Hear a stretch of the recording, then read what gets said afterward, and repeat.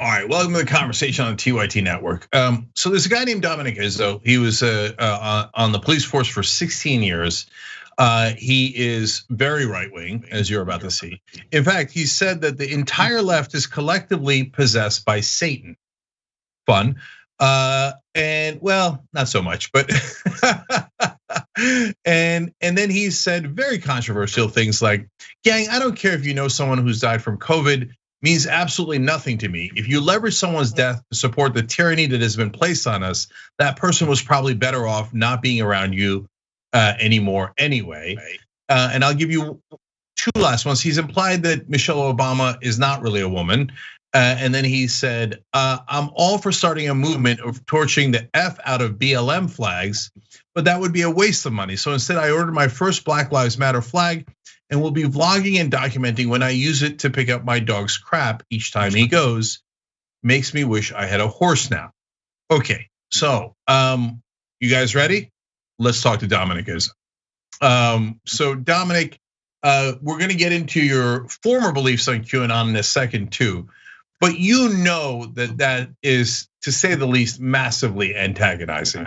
So let me start with, why do you do it? Why do you say things like that?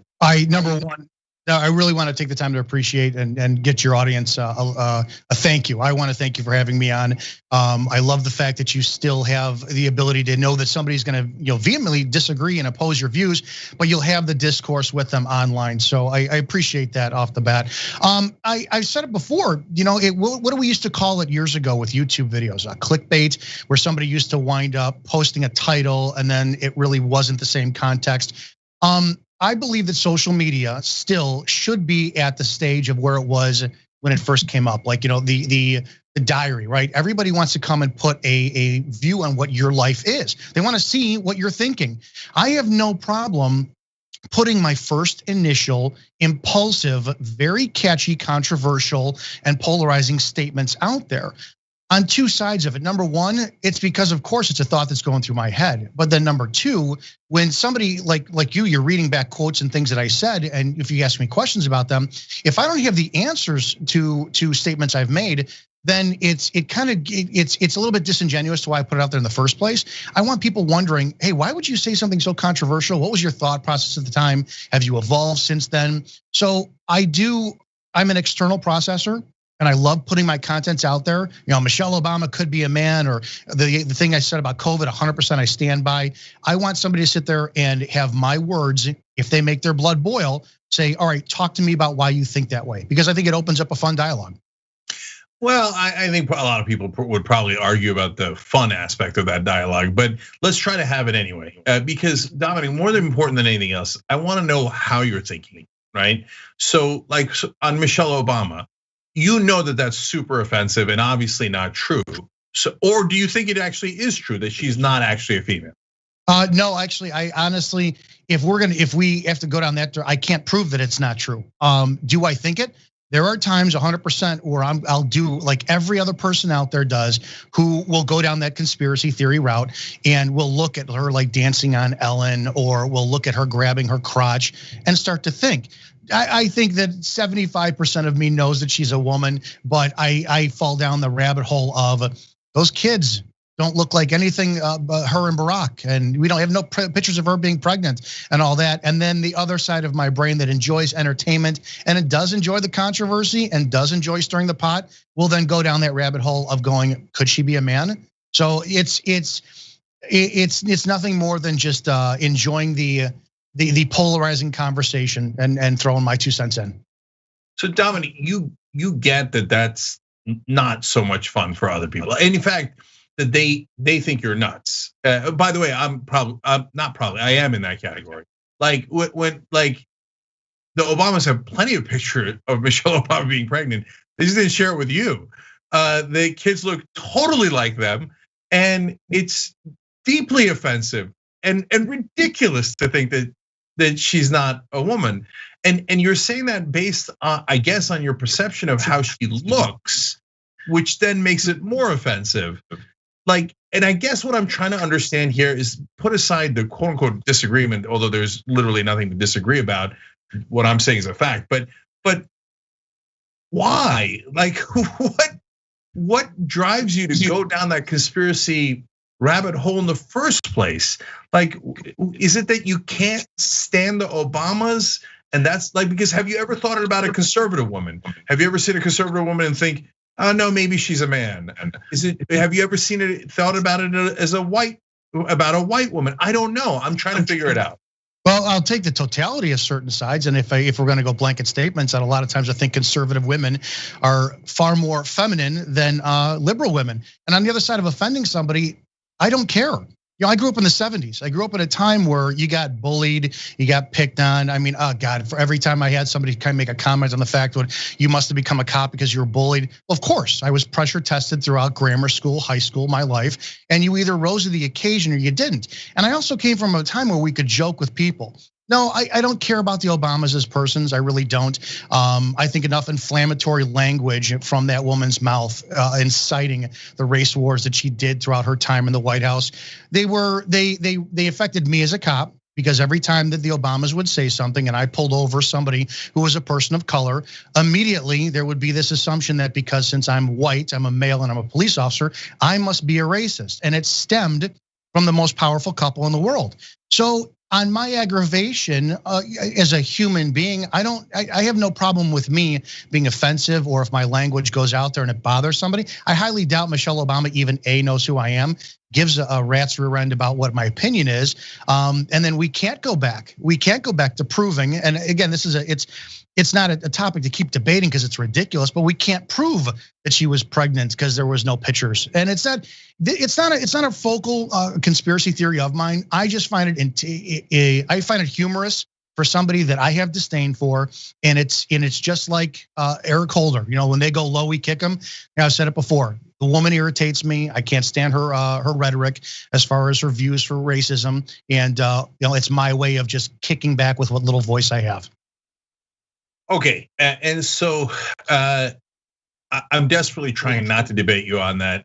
My point on that is clear, and we might go back to your comments about Black Lives Matter, because I think that it's actually really important, and we might debate that. But you mentioned conspiracy theories and et cetera, and so you believed in QAnon for a while too. So I want to explore that.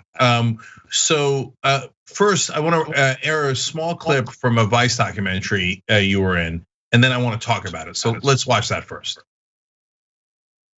I'm Christian. I was raised Catholic.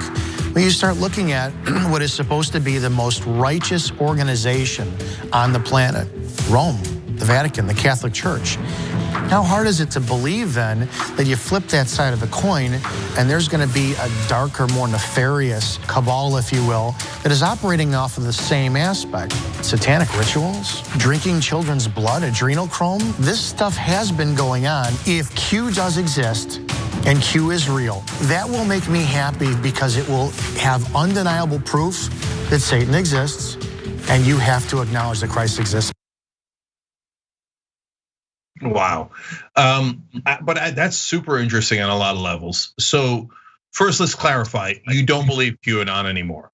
I can't. I'd rather be proven wrong than continue to believe. I'm not a fan of whatever the organization is. I spun.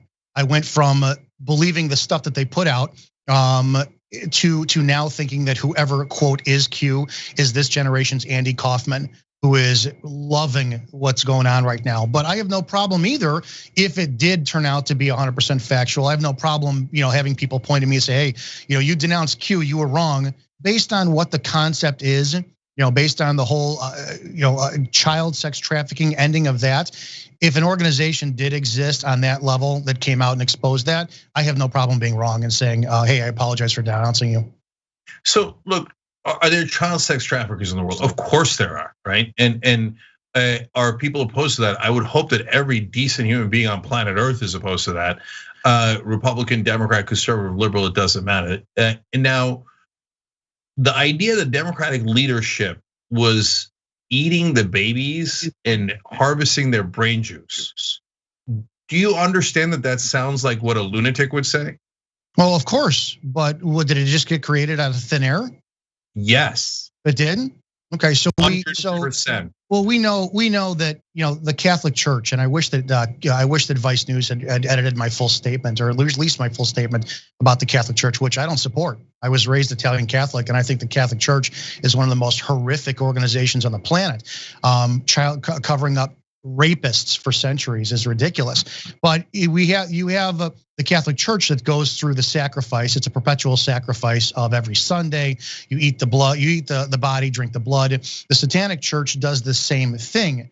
As a cop, we did get exposed to some local level satanic rings. So I have a little mini exposure to, the typical what you would think of, kids dyeing their hair black, looking like Marilyn Manson. But on a massive level, if you go back as far as 50, 60 years ago, what do we have? Sammy Davis Jr. was an admitted Satanist. Anton Levine, I believe his name was, ran the Church of Satan. So if the Church of Satan exists, don't you believe that there could be some traditions that do coincide with their beliefs?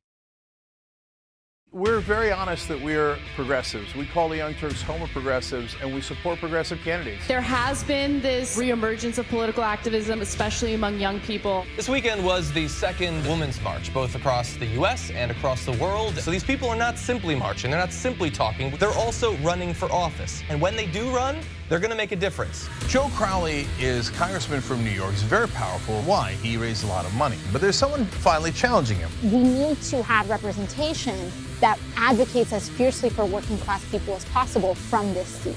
If candidates like Alexandria Ocasio-Cortez even get a little bit of media attention outside of what the Young Turks does, they have an excellent chance of winning. She's gonna win. She's gonna win. 68% reporting. The majority of Americans want Medicare for all. So I don't care what you and your corporate cronies want. What I care about is what the American people want. We believe in total change. Everything runs on donor money.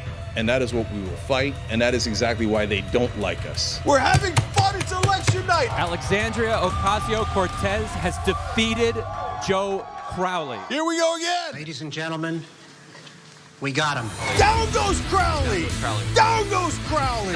Down goes Manafort! Down goes Cohen! Women came out in record numbers in the primaries. They said, you'll be lucky to get one candidate. We now have 12 that have won their primaries. Bezos and Amazon announcing that they are going to go to a 15-hour minimum wage. We're making progress. Let's keep going. Many of these women made history. The biggest victories, all women of color. Rashida Tlaib and Ilhan Omar, Sharice Davids and Deb Haaland. And I want to go to Congress because I want to change those things. I'm calling it. Jamal Bowman has won. Down goes Engel. Down goes Engel. For a long time, we have not had progressives in power. It's going to be something to behold. Welcome to Happy everybody. After a week of soul-crushing news, we break out the good stuff. Good news, good videos, good people, and of course, drink good alcohol. That's the worst thing I've ever had. This That's is the best show. Full disclosure, we did do a shot right before the show began. It says, let's flamingo. Flamingo. The reason you had trouble with that word is it's not a word. Okay. This is the one of everything. I've got a rash. Could I just put it on that to see if it'll take it off? What did you used to think this was? Bull piss. Drink it, swallow it, No. spit it. Oh, that's needed after a day like this. Cheers to Brett Ehrlich. Climax. Uranus smells like farts. Because of course it does. This is the worst sketch ever of a perp. But guess what, ladies and gentlemen? They found the guy. This is Sophie's super happy dog story of the week. This dog is so precious and deserves the world. I'm just not drinking that beer. Here's my dog. This is Onyx. Yeah, I would just say that he's exotic because he's not your traditional dog.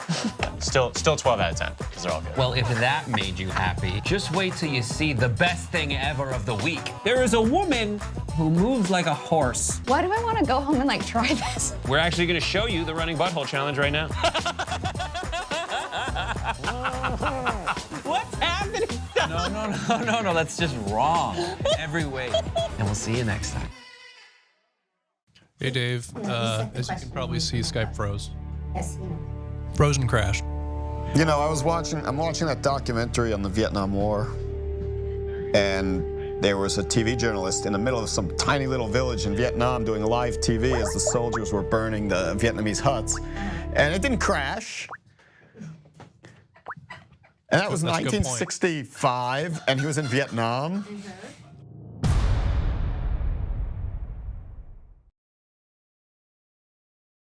No, I think that if there are a very, very, very few number of people that do insane things like cannibalism, they are not at all indicative of anything else. They're not indicative of people who are not religious, and they're certainly not indicative of democratic leadership. So, for example, did Jeffrey Dahmer? Yeah. So did a lot of Catholic clergy abuse children? Yes, definitively. There's no question about that. You and I agree about that. So why did they do it? It was because they had unaccountable power. No one was allowed to question them. They said that they spoke for God, and all the powerful people covered up for them. Can you not see, Dominic, that the problem was the lack of accountability that let them run amok? Jeffrey Dahmer did cannibalism. Cenk, you just described the federal government.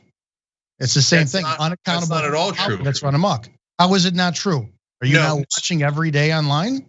So Dominic, I didn't want Donald Trump to win. So if the Democrats fully had unaccountable power, then Trump wouldn't have won. And you didn't want Joe Biden to win. If Trump had full unaccountable power, then Biden wouldn't have won. So where are you getting this that there's unaccountable power? You kind of lost me. How are you connecting it to eating children? You kind of lost me on that one, because if Trump did win, he still would have been held accountable and checked by the House and the Senate. Joe Biden, we have the House, the Senate, the presidency. We see right now him on a daily basis. How many executive orders is he up to writing? Yeah, and I will admit when I'm out of my weight class, I won't debate you on politics because I'm not, you're a heavyweight, I'm a lightweight.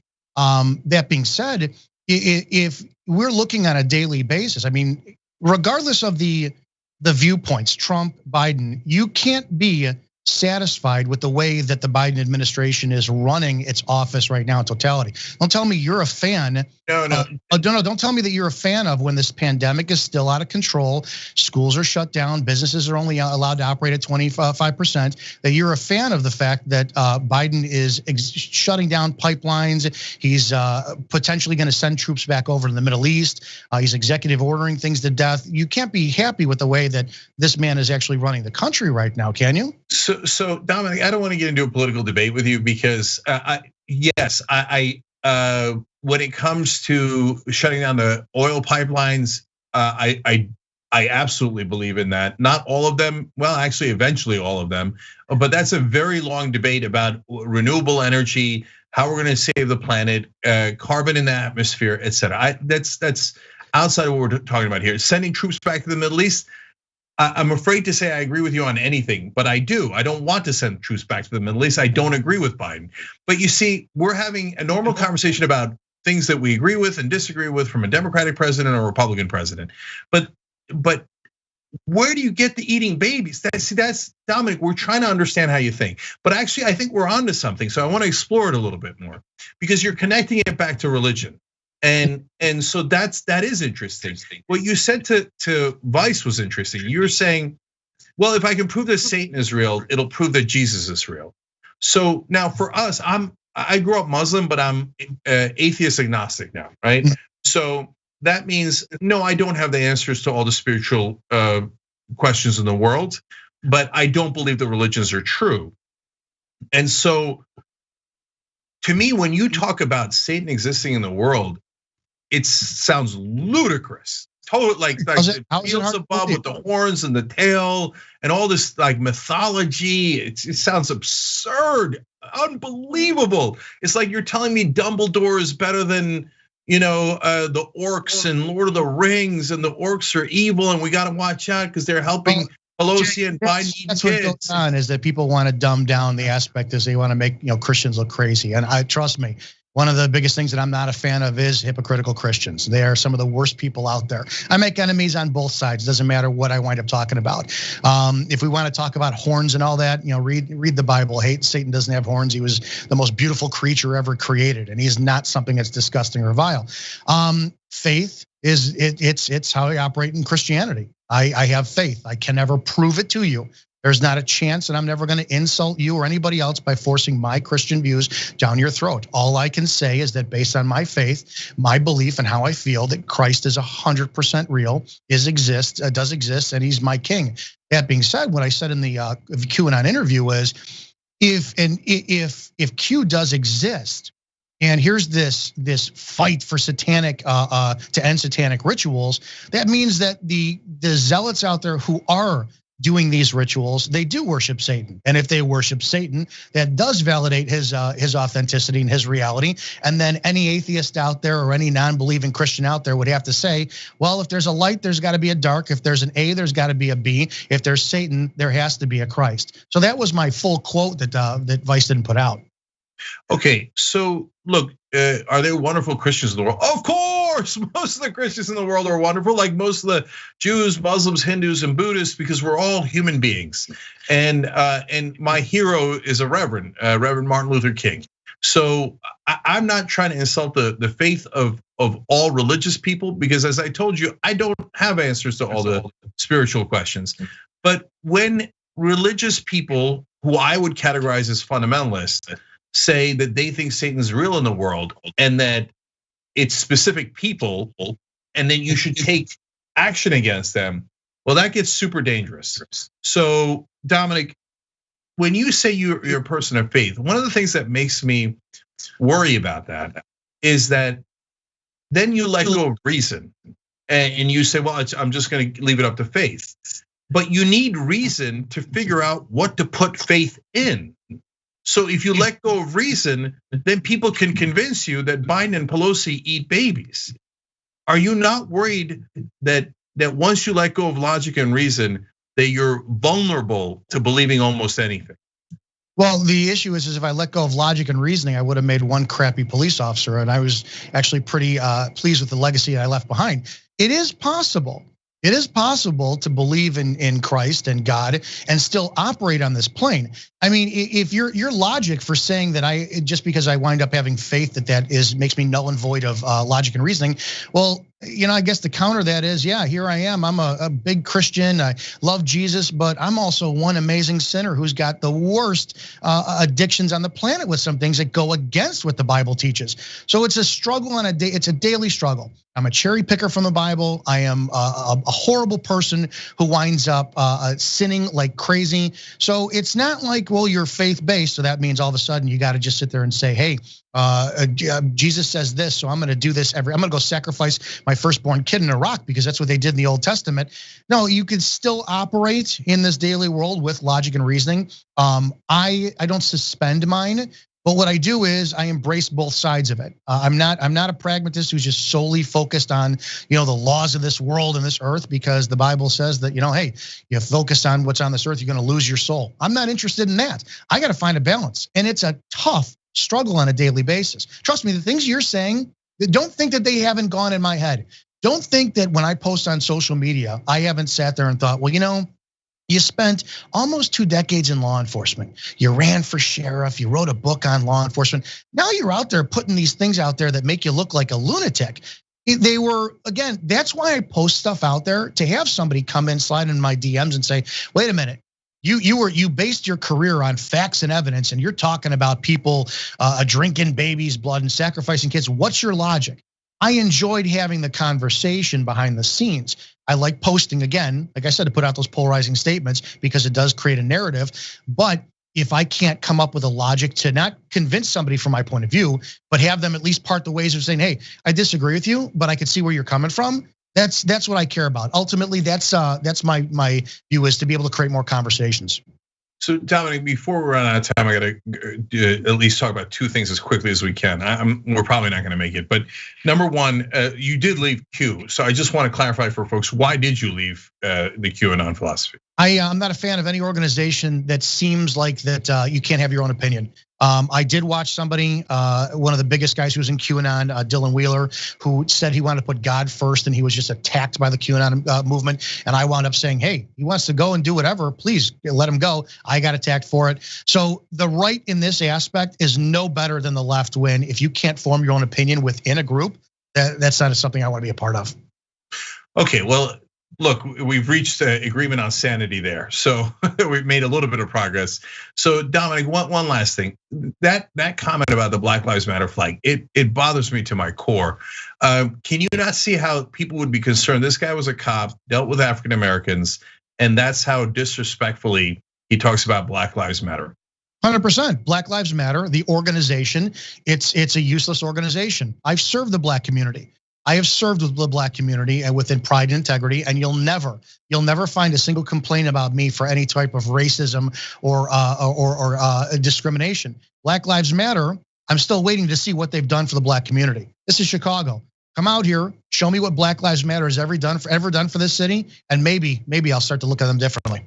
Dominic Izzo, thank you for joining us. Thank you.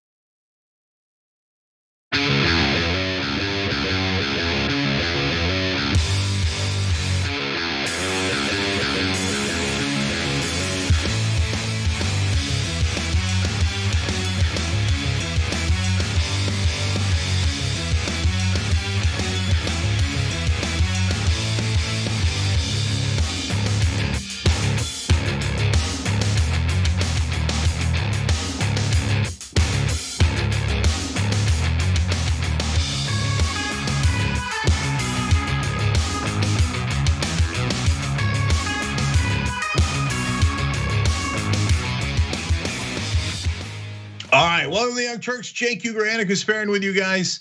Do we have an excellent show prepared for you? Well, of course we do. Are we going to execute that show? Well, come on, don't be ridiculous. Of course we are.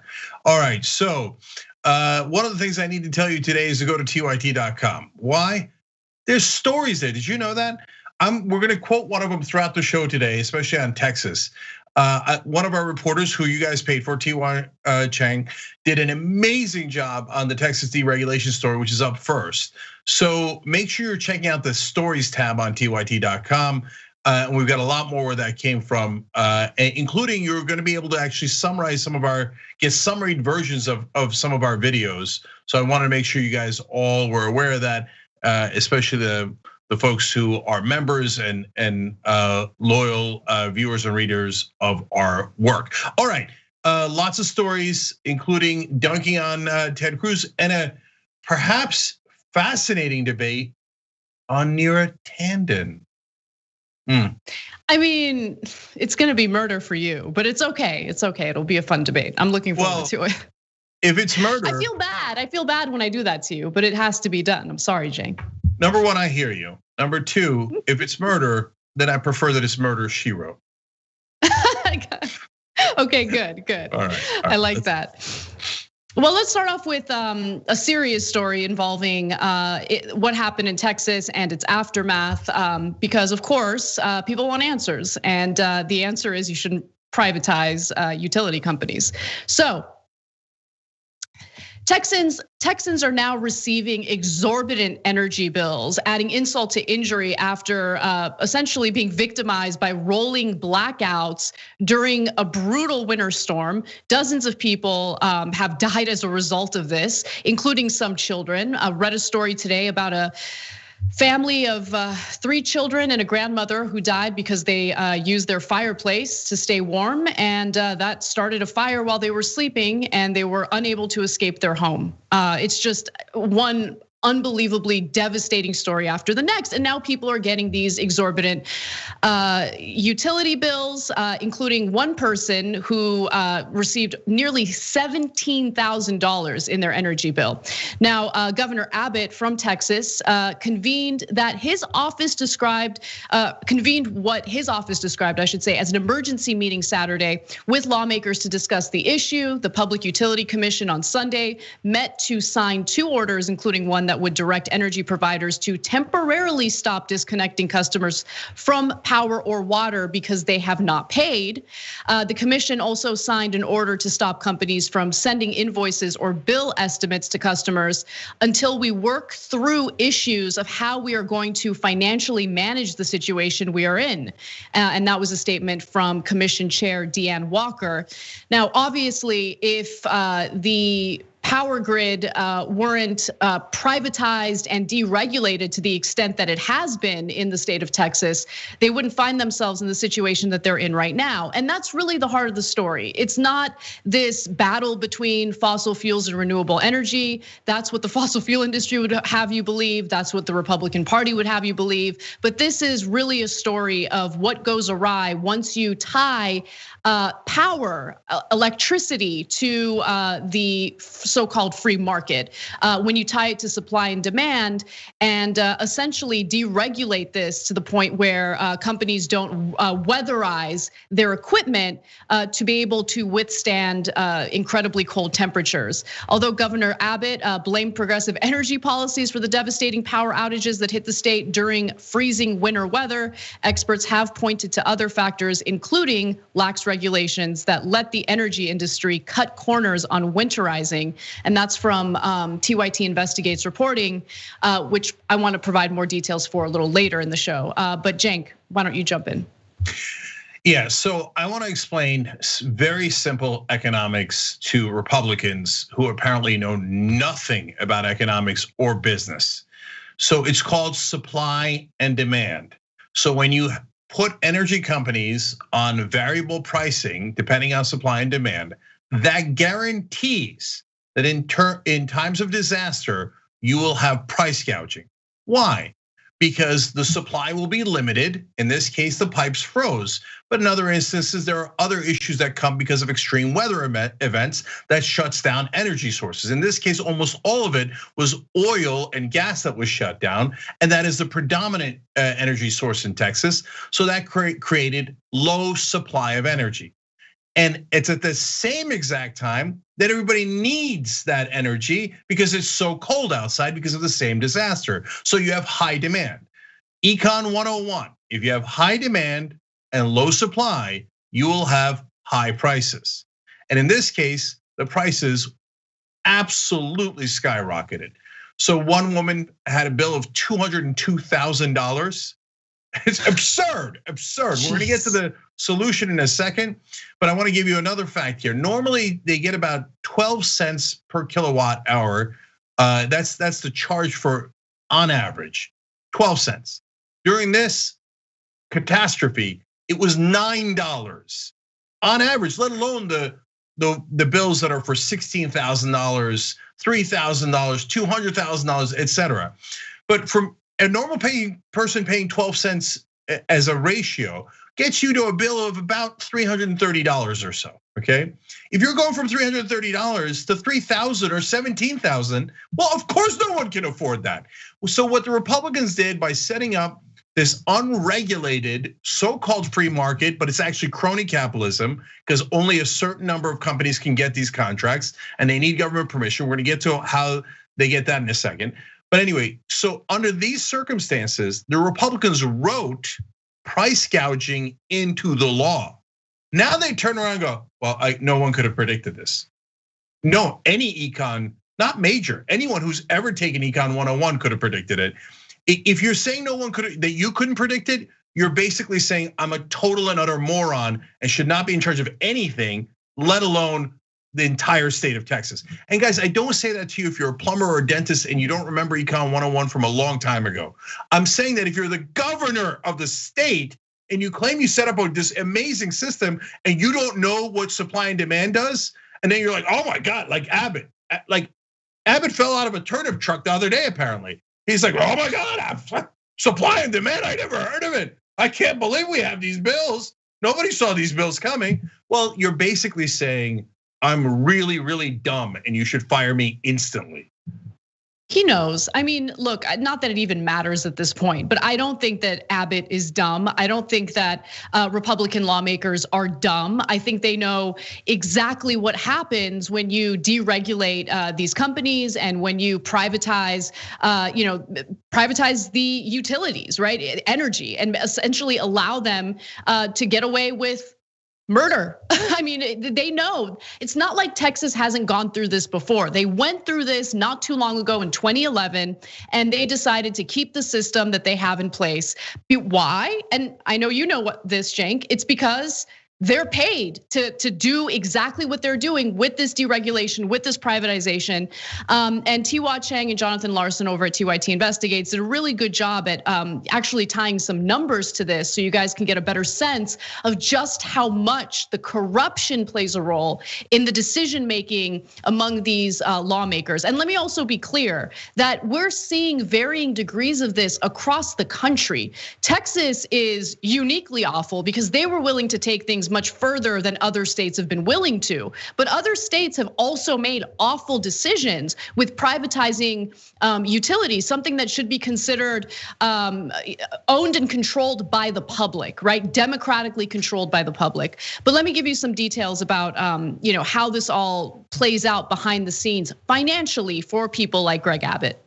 So Midland Energy, for instance, is the largest single donor to Governor Abbott and former Governor Perry, his predecessor, who was tapped by former President Trump to run the energy department.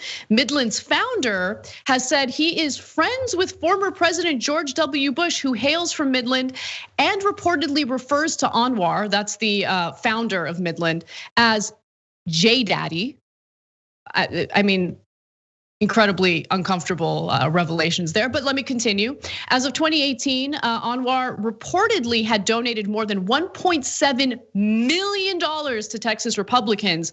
Abbott got more than $1 million of that, including both cash and airplane rides. So this Anwar guy and Midland Energy I mean, he has all this interest to ensure that the energy companies are privatized and deregulated. That's how he makes his money. He wants it to be connected to the so-called free market. He wants to make sure that price gouging is something that's protected in that state. And he's gotten what he's wanted because he's paid for it.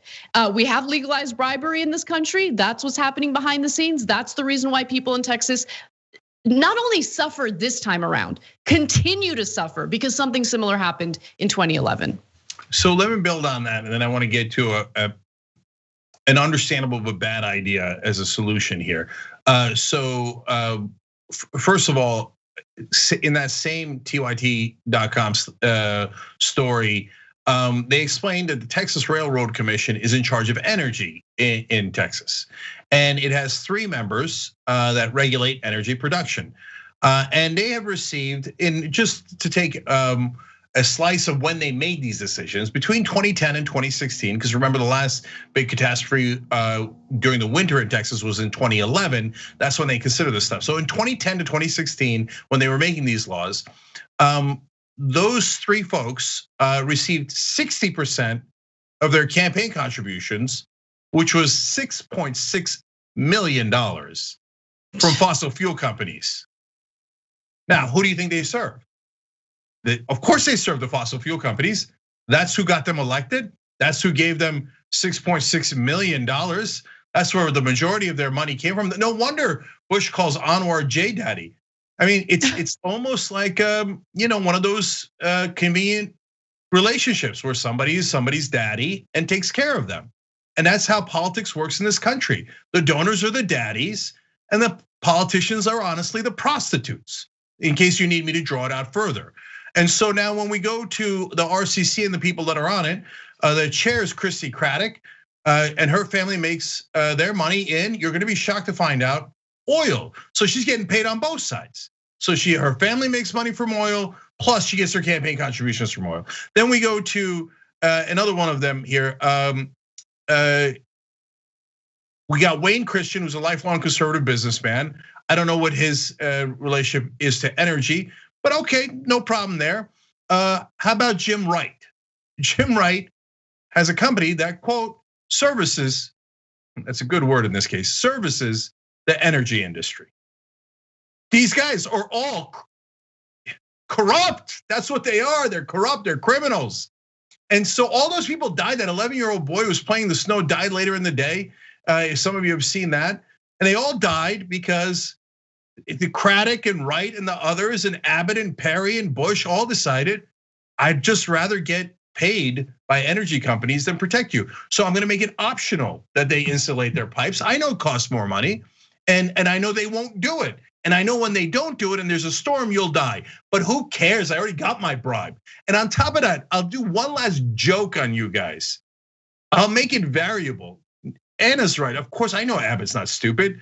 It's supply. Abbott knows it's supply and demand. So when they pass the law, Abbott and Perry and all those guys laugh and laugh, going, "This is gonna be great. When there's a disaster, we'll pretend to be surprised, and that'll create a bigger opportunity to rob the people of Texas of their money." Finally, the bad idea, put it forward by good people, by the way, saying now, hey, the people shouldn't pay those bills. The state should pay it for them. Oh, hell no, the state is still taxpayers. No, here, I got a revolutionary idea. We don't pay criminals. So no, we're not gonna pay a $200,000 bill that nobody should have gotten in the first place. We're not gonna pay $17,000 energy bill that nobody should have gotten in the first place. No, energy companies, if you don't like it, move out of Texas. Oh, right, all your customers are in Texas. Tough break. Maybe you shouldn't have killed some of them. Yeah, look, when it comes to just like the basics that people need to survive, it should not be privatized, should not be deregulated. It should be owned and controlled by the public, period. It should not be tied to supply and demand or the free market or any of that nonsense. There should not be a profit motive behind the bare essentials that people need to survive. And by the way, I wanna go to A2 next because this is a former Republican lawmaker who's been making his rounds in the media, kind of to call out the deregulation and privatization in Texas. This is Will Hurd. So let's hear a little bit of what he has to say. He reinforces a lot of our points, but I want to get your thoughts on it, Cenk. Let's watch. Is this a black eye on the Republican Party philosophy of low regulation and small government? This was a black eye for not planning for this eventuality, and this has been going on for years. The deregulation in Texas happened almost 20 years ago, and so people have talked about this particular situation and that we should have been prepared for it. So again, this is not about, do we need to go the exact opposite way? I think the conversations, instead of using this as a political bludgeon against one another, we should be talking about the serious issues about reliability. No, I take it back. He actually said a lot of things there that I disagree with. The answer to that question by Chuck Todd was yes. This is not an issue regarding proper planning, okay? This is an issue where all of the wrong, these companies have all of the wrong incentives. The lawmakers in the state of Texas have all of the wrong incentives. And when the whole point is to take something that people need to survive and turn it into something that operates based on a profit motive, well, that system is gonna fail, and it's gonna fail over and over again. Doesn't matter what kind of planning you engage in ahead of time. The incentives work against doing what's necessary to plan ahead of time when the incentive is profit, period. This should not be a privatized thing. And that's really where the problem is here. So he's trying, and he's getting a lot of I see a lot of people applauding him for being willing to call out Republican lawmakers as a former Republican lawmaker himself. I'm sorry, no cookies for you. Unless you're willing to call it out for what it is, you get no applause. I'm sorry. Yeah, so Anna, you're right. When I read it, it seemed positive. He said it was 100% preventable, lack of long-term planning. It sounded pretty good. I know that he's a rare guy that is, there are no moderate Republicans, but he was just a normal right-wing Republican, not a crazy one. And from time to time, he would even oppose Trump. Of course, that's why he's no longer in Congress. So if you're going to do that, you have to run screaming out of the building before the Trump supporters murder you. But at the end of the day, no, he didn't say what was correct. By the way, credit to Chuck Todd, that is the correct question. You guys deregulated, it turned into a goddamn disaster. You want to just say, hey, you know what? We were wrong. We shouldn't have deregulated. We should have made them insulate the pipes instead of saying, well, I mean, if you want to spend a lot of money to protect the citizens' lives, go for it. If not, screw it, kill them and save the money. That was a dumb idea, wasn't it, Will Hurd? Okay, look, Chuck Todd obviously has to say it in a more polite way, and I'm happy that he did. And Will Hurd didn't really answer the question. The correct answer is deregulation costs people their lives, setting it at variable rates, guarantees and puts into law price gouging. So we turn justice into injustice. Those are all Republican ideas. And the final one was, let's disconnect from the energy grid, the federal energy grid, so that if we have a disaster, the rest of the country cannot unite around us and help us. Instead, we'll be stranded on our own. And so this idea of rugged individualism, also put forward by conservatives and Republicans, was also stupid and led to people dying and now being charged an arm and a leg for something they didn't create. The corrupt politicians and the corrupt corporations created. That's the reality. Under no circumstances should anyone pay those energy companies for any of those outrageous bills. You created the mess. It's a cost you created, not us. You bear the cost. The American taxpayers, both Democrats and Republicans, are tired of paying for your mistakes that cost our lives. When we come back from the break, we'll talk a little bit about the ongoing backlash that Senator Ted Cruz is facing for going on a beach vacation while his own constituents have been suffering. And later in the show, we'll talk about Neera Tanden possibly not getting confirmed for the Office of Management and Budget. Might be a little bit of a debate on that issue. So come back for that and more after the break.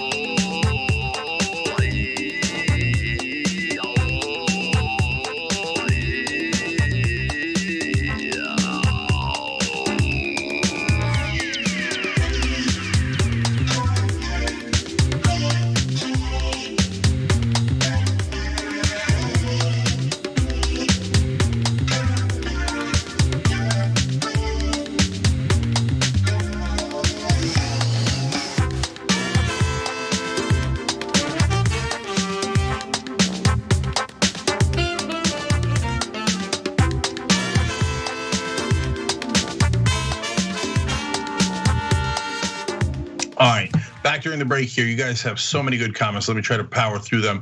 This is all in our member section, tyt.com/join to become a member there.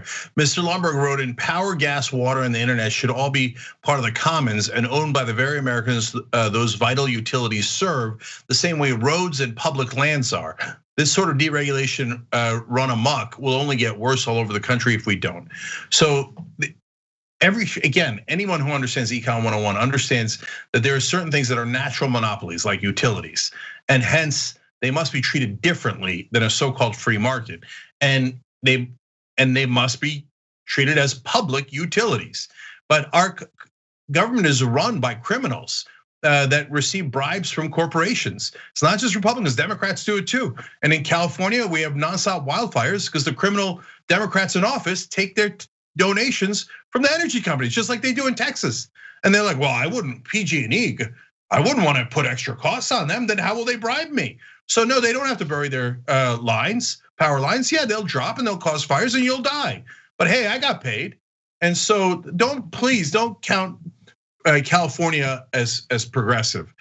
In that type of stuff, it's just total corporate crony capitalism at its worst. It's the same problem, same cancer as in Texas. All right, John Campbell Reese says, privatizations are always massive frauds by the government and corporations against the people. Look, that one's a little bit more complicated, guys. We got to do nuance. Some things should be public and some things should be private. Utilities need to be public. Many other things need to be private, like jeans and burgers and cars, etc. So the question is, what is public and what is private? And that requires a tiny bit of thought, but it's fairly clear when you see the whole context. I got a lot more of that on the book. In the book I'm theoretically writing, justicescomingbook.com. Okay, for pre-order a book that doesn't yet exist. All right, Katie Dragon, I've written 500 pages. Somehow I've got to get that down so you guys can get through it. All right. Anyway, Katie Dragon writes in, the power companies should be forced to eat that loss because it's their fault. Their greed should not be rewarded. Exactly right. Smartest audience in the world. Steve NJ writes in, like Anna has said before, and is one of my favorite saltyisms, the system is working the way it is intended to. No overcharging mistakes in capitalism. The roaming blackouts causing huge energy bills is exactly what Enron and Ross Perot got into trouble for before. And guess where? Texas. We'll be back.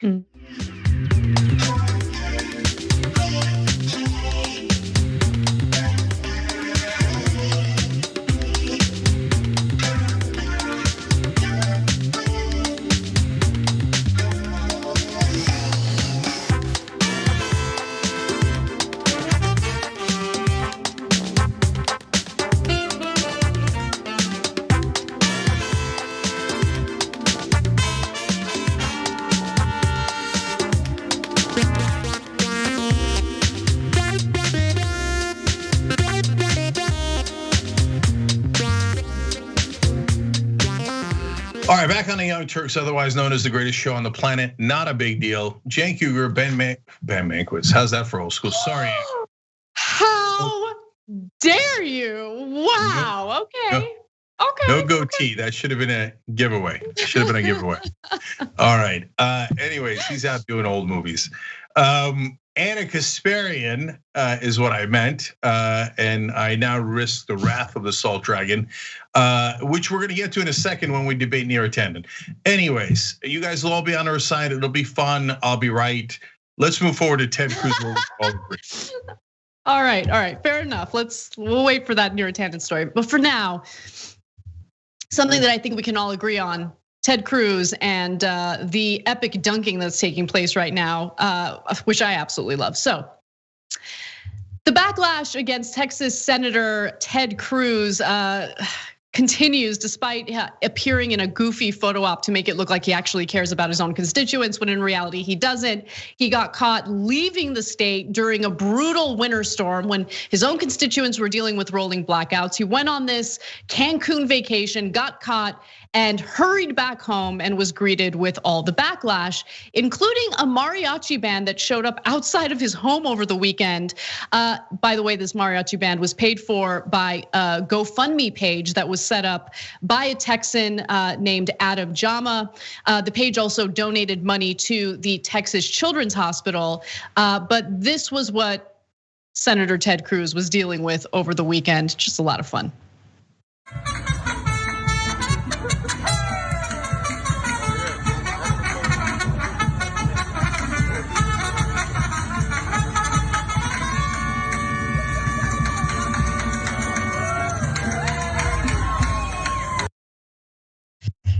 I gotta say, I forgot how much I missed going to the Hollywood Bowl for mariachi concerts because they were a lot of fun. But anyway, the GoFundMe page said this: Senator Cruz, being an amazing dad, dropped off his family in Cancun in the middle of a major crisis and came back to Texas to continue serving his constituents.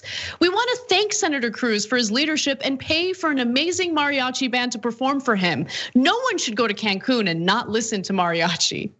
So, I know how you feel about anyone showing up to anyone else's house or in front of someone's house in order to protest or do any of these types of stunts, Cenk. But we gotta at least give the guy some points for creativity here. And I do feel bad for his daughters because Cruz is clearly hiding behind his daughters, using his daughters as a shield for his own poor decision making. And I don't want them to deal with any kind of harassment or be scared or anything like that. But it is pretty funny. I don't know. What do you think? Well, look, I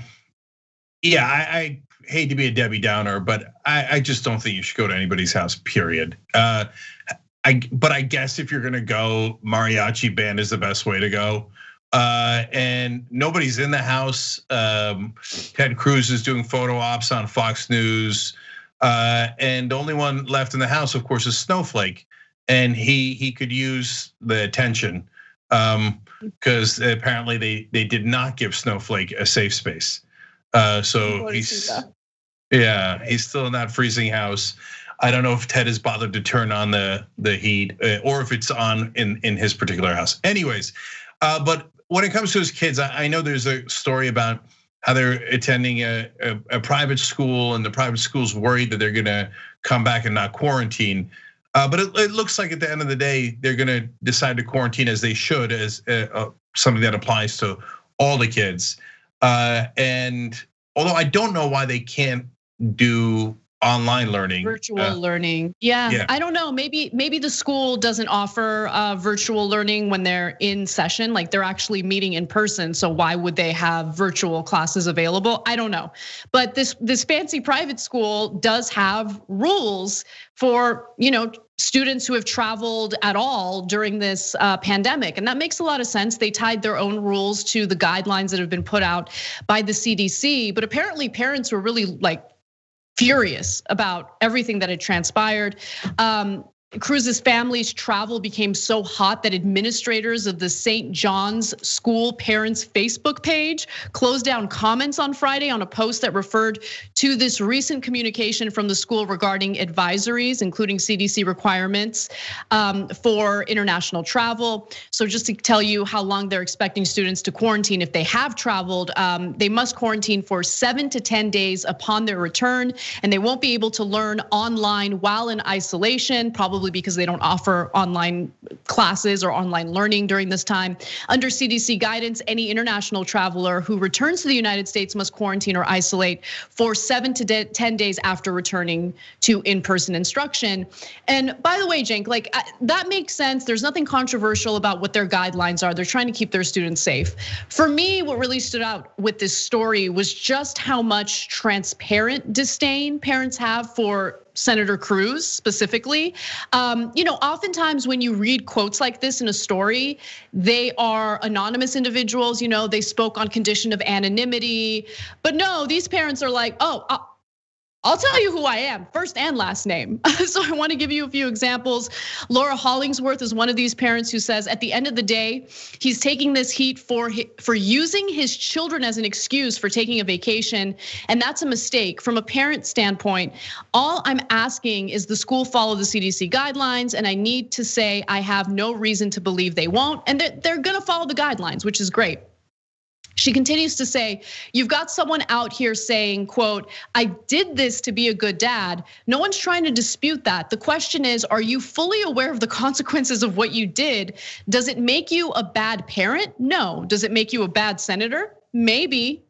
And then Cenk, one more quote from a parent, Victoria Konar, who says this: "You start with the fact that there are people ticked off by those who think they're the VIPs at this school, who don't want to be bothered to follow the rules because it infringes on their social life. Then you got people on top of that who don't like Ted Cruz. And then you have everyone irritated because they're freezing to death and can't breathe and can't eat, and he's going off to the Ritz-Carlton in Cancun and lying about it." Yeah, can't bathe. So what I liked was the same thing they did, you enjoyed there, which is the universal disdain for Ted Cruz. It's not just progressives or people in politics. If you know Ted Cruz, you dislike him even more. In fact, one of his closest allies these days is Lindsey Graham. Back in 2016, he said, and remember, he's a Republican as well from South Carolina. He said, if you killed Ted Cruz on the floor of the Senate and the trial was in the Senate, nobody would convict you. Well, it turns out actually Republican senators would never convict another Republican, no matter who they killed. That's right. So it turns out Lindsey Graham had no idea how prescient he was. He voted to not convict either, but in that case, it was Trump. All right, look, this story is largely symbolic. It is the wealthy that create the problems, that run off to the Ritz-Carlton in Cancun and blame others. So that's the main reason why people are focusing on Ted Cruz. The governors of Texas are far more culpable. The people who control the energy decisions in Texas, including the bizarrely Texas Railroad Commission, are far more responsible, and they almost all take money from those same energy companies to the tune of millions of dollars. So if you want to fix the problem and the corruption, don't let private industry and private individuals donate to politicians. It's super obvious. But last point here, in terms of the irony, the school has an understandable policy. You go outside the country, you come back, you got to quarantine for a week, right?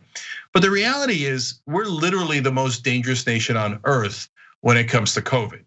We have the most cases and the most deaths. So if anyone's going to quarantine, it should be the Mexicans quarantining the Americans when we come in. Especially if you're Republicans, those are the most dangerous, most potentially diseased people on planet Earth, because they think that coronavirus, a lot of them don't think it's real, including Ted Cruz, who has minimized coronavirus all throughout, who often don't wear masks. I notice he wears a mask in Mexico because he'd like to be admitted into their country, but here he discourages people from wearing masks and doing any of the right scientific things. So if I was Mexico, I'd be super careful with letting a snake like Ted Cruz into their country. God knows what kind of diseases he could spread there. Oh, unfortunately, it looks like we're not sending our best to Mexico. Well, there's another angle to this story that I wanted to talk about, and it's the way the media has been covering it, because there is a pretty significant difference between the MSNBCs and the Fox Newses of the world. So let's discuss. So Ted Cruz continues to receive quite a bit of backlash after he decided to go to the Ritz-Carlton in Cancun while his constituents were suffering during a brutal winter storm and rolling blackouts to add insult to injury. Now, when he rushed back, he engaged in these ridiculous photo ops to make it appear as though he actually cares about people. But we all know that if he hadn't gotten caught, he would have stayed at that Ritz-Carlton through the weekend. In fact, he admitted as much during some of these interviews. Now, the way that this has been covered by MSNBC and Fox News is very different, right? So in this next video, you're gonna see just how different the coverage is. Let's take a look at that and we'll discuss. Ted Cruz, when his house was freezing, just like the people who died, the woman who was found in her backyard, the man who was found in his house, the little boy who died in his home, Ted Cruz left his freezing house and went to Cancun. And now the senator is seemingly in damage control mode after rushing back and posting photos over the weekend of himself loading water into Texans' cars with the hashtag Texas Strong. Are you kidding me? Many online criticized the move as simply a photo op. Obviously it is. He wasn't planning on being there. He was going to be on the beach with his family, with some pointing out that the senator broke quarantine protocol after traveling international. Senator Ted Cruz handed out water to storm victims and served up barbecue to first responders over the weekend. This as United Airlines is investigating who leaked the senator's flight information, revealing when he was supposed to originally return to Texas after that controversial trip to Cancun. So you can see a clear difference. I mean, Fox News doesn't really seem to question his intentions when he's posing for these photo ops.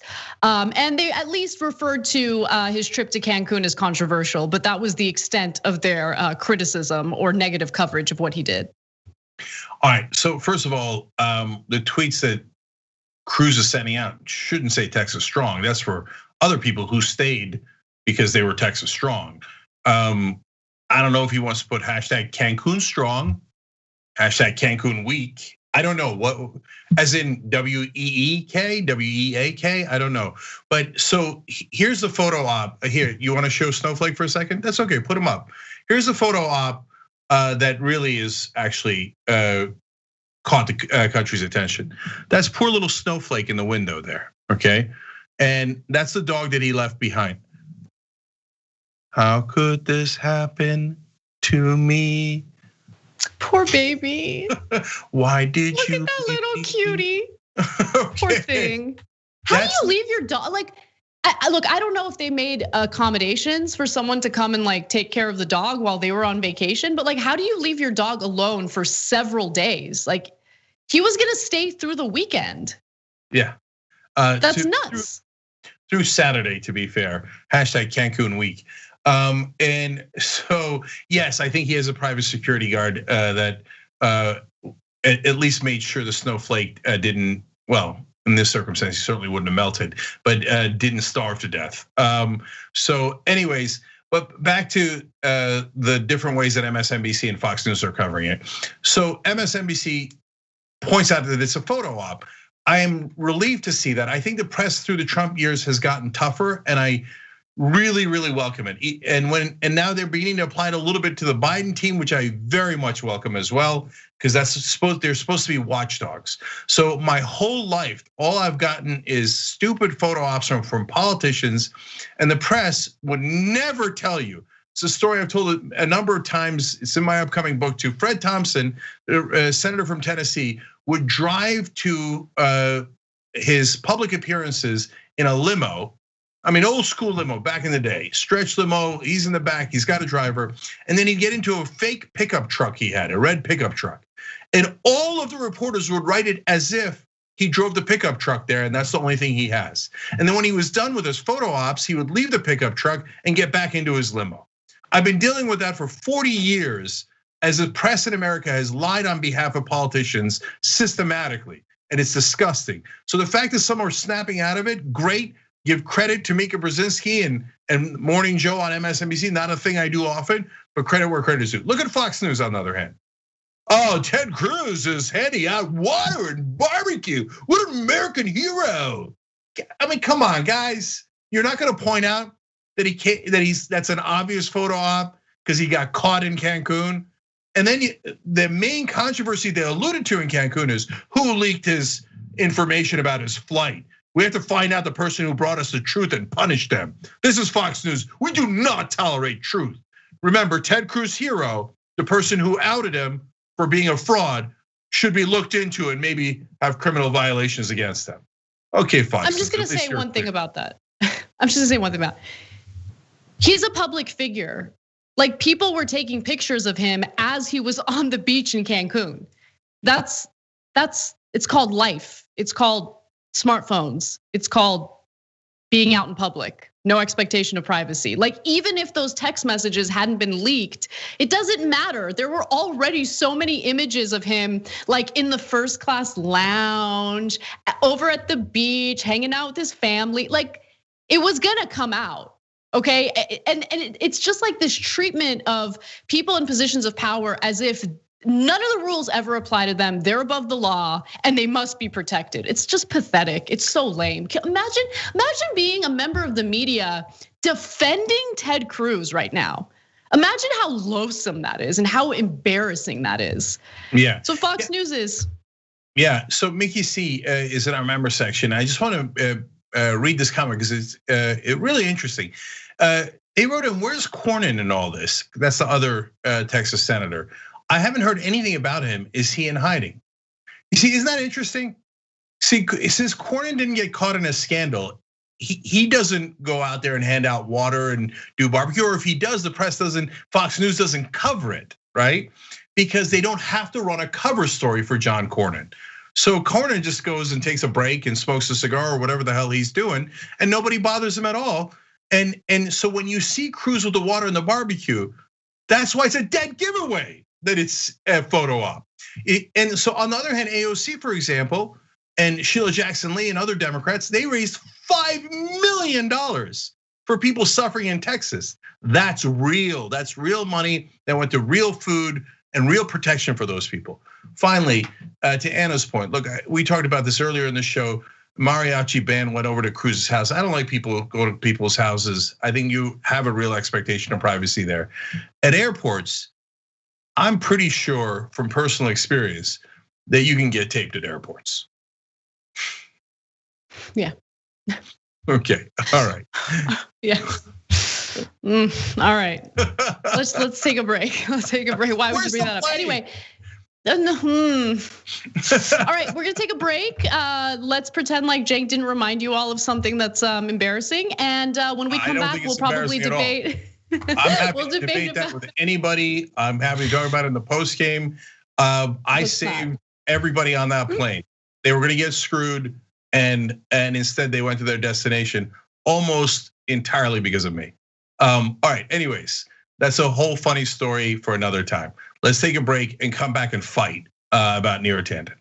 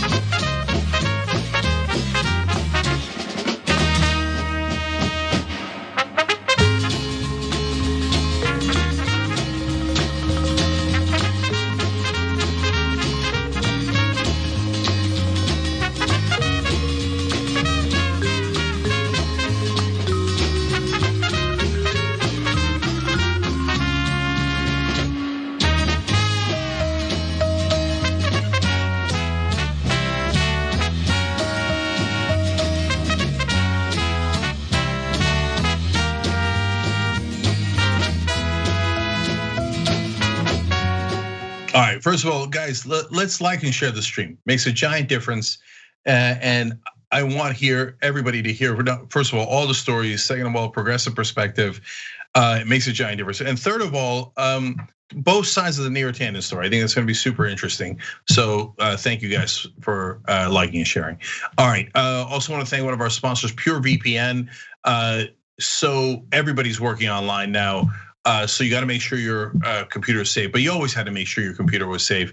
The VPNs protect your computer so people don't know who you are, right? It appears that you are somewhere else when you use a VPN. So hey, it looks like it's a domain coming out of Kansas or Tibet. Tibet's less likely, but let's keep it real. Anyway, 7-day trial, only 99 cents. You can't ask for better than that. TYT.com/PureVPN, check that out. And speaking of energy, tune in tonight to Big Rick Energy. I'll leave it at that. Okay, could have gone further. Anyway, 8:30 p.m. tonight on our Twitch channel, twitch.tv/TYT. Folks on Twitch, I see you. I see you're using #BezosBucks. I'm afraid we're gonna get that thing banned. But anyways, if you have Amazon Prime, it's free for you on Twitch. And we encourage you either way. We do get the revenue and we love it and we need it. So thank you guys. So in fact, Mary Animal wrote in, been with us for 5 months through Amazon Prime.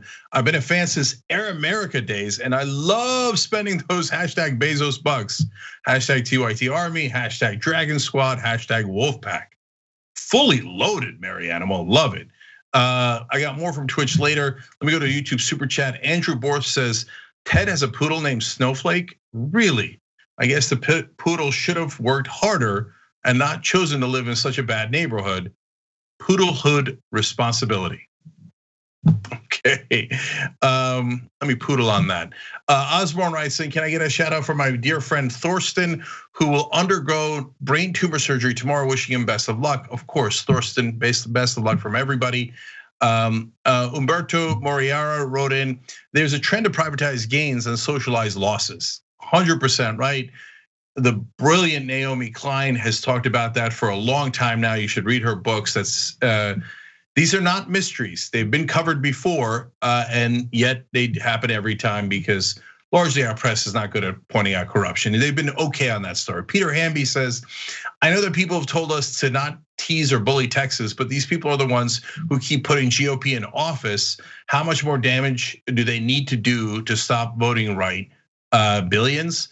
And so the point is to support the people of Texas by getting them to realize who's screwing them. All right, we'll talk more about it when we come back.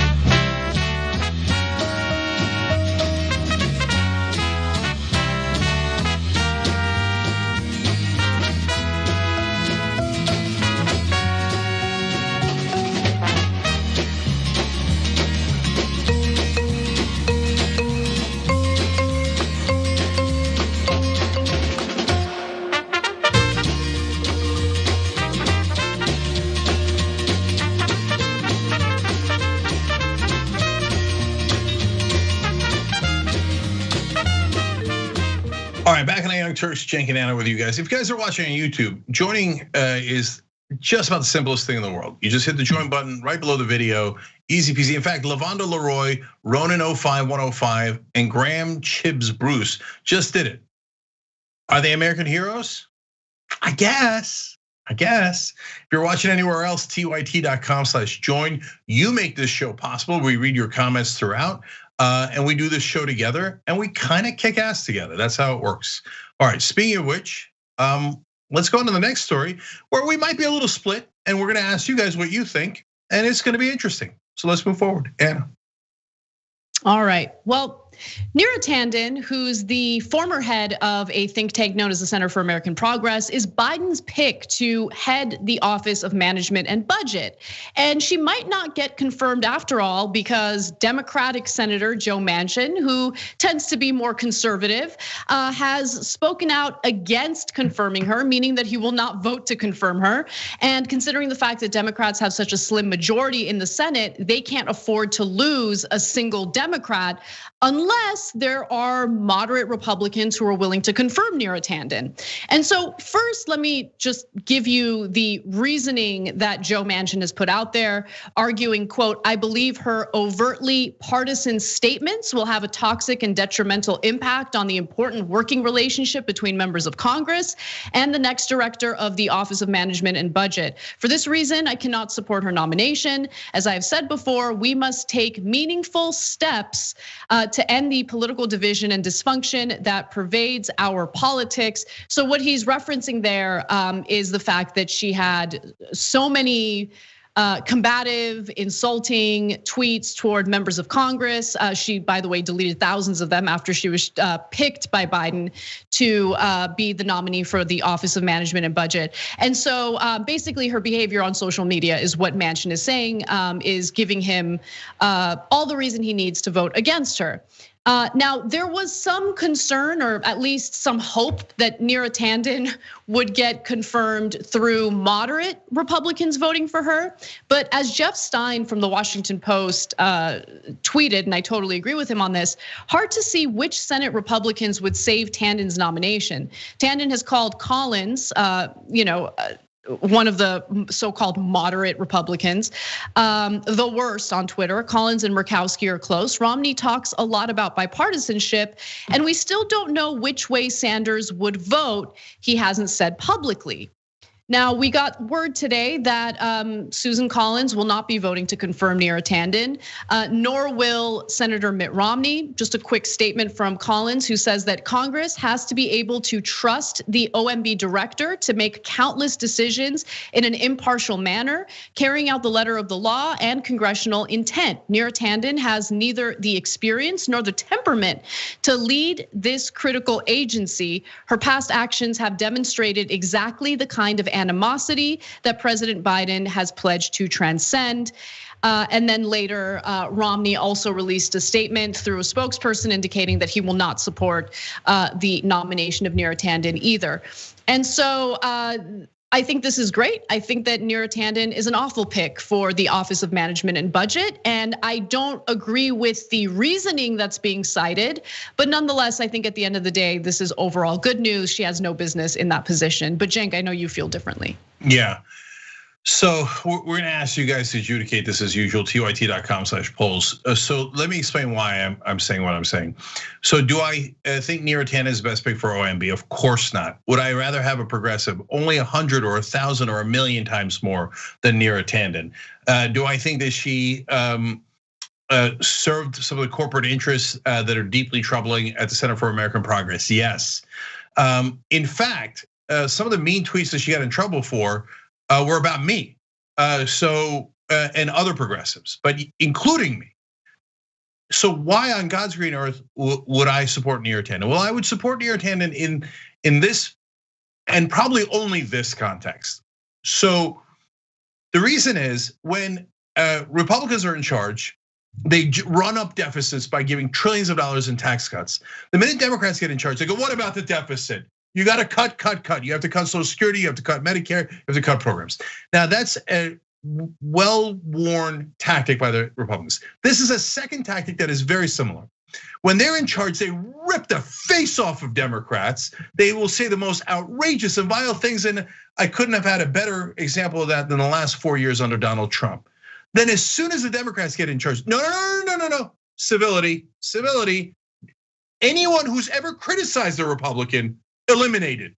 No way, we're not gonna confirm you. And then they'll get idiot corporate Democrats and liars like Joe Manchin to do their bidding for them so that they have a bipartisan cover. Even Joe Manchin says we shouldn't. Neera Tanden was not nice to Republicans. Boo-hoo. Are you kidding me? Is there a single fighter? Is there a single fighter in Congress? If I was there, I would say, look, Democrats, we should have an interesting caucus and discussion about whether to support Neera Tanden or not. But I'm not gonna listen to a single goddamn Republican tell me that they were offended by tweets after 4 years of kissing Donald Trump's ass and the tweets he sent. So anyone who supported Trump after she's bleeding from wherever can go shove their BS concerns about civility on Twitter. You guys are all a joke. Manchin is a further joke. He confirmed some of Trump's worst nominees, including Bill Barr. After confirming Bill Barr, you're having trouble with the Democratic nominees. Give me a break. And Richard Grenell, who was vicious to everyone on Twitter, and most certainly Democratic senators, etc. Joe Manchin was like, oh, Trump wants him. Confirmed. But now all of a sudden, that Democrats want to get something passed. He's like, oh, my, have you seen what's happening on Twitter? I can't believe Neera said something nasty on Twitter. I've never seen it before. Get the hell out of here. No, on principle, I would vote to confirm her and say, okay, next. Who do you want to complain and do BS crying over about, oh, how she was mean to you? Yes, we're on the other side. Our job is to kick your ass. If you thought she was mean to you, wait till you get a load of me. That's what I would do. So this is one of the rare cases where I don't see this as an issue involving Democrats cowering in fear over the demands of Republican lawmakers. No, that's not what's happening here. Cenk, you say this all the time. Lawmakers, I mean, Washington and their etiquette, like their obsession with decorum. This isn't about a nominee who has said insulting things in general on social media. This is about someone who has said things that have insulted specific individuals within the Senate, including, by the way, Bernie Sanders, and yes, Republican lawmakers as well. And look, their feelings are hurt. So I don't particularly care about their feelings. I think that's a dumb reason to avoid confirming someone.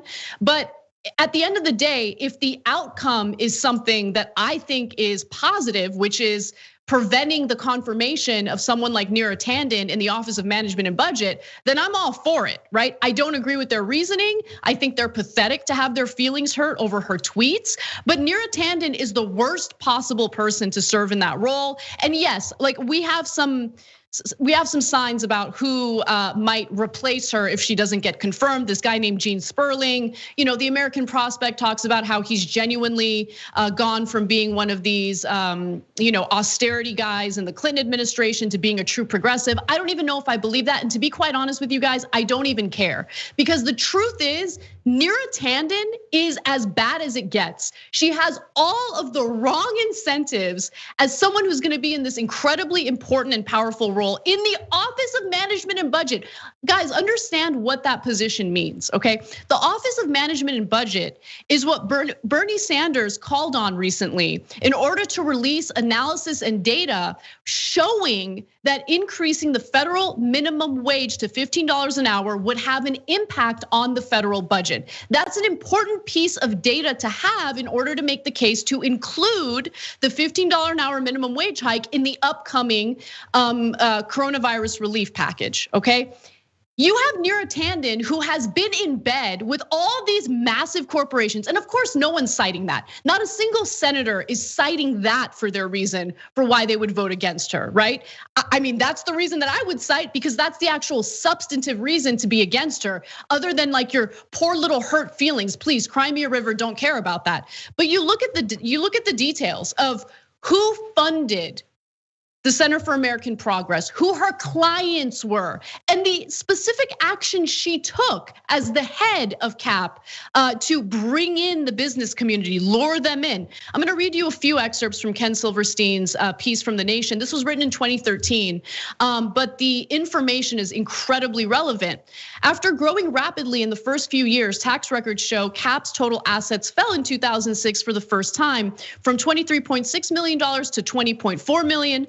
Assets started growing again in 2007 when CAP founded, under Neera Tanden's leadership, the Business Alliance, a membership rewards program for corporate contributors, and then exploded when Obama was elected in 2008.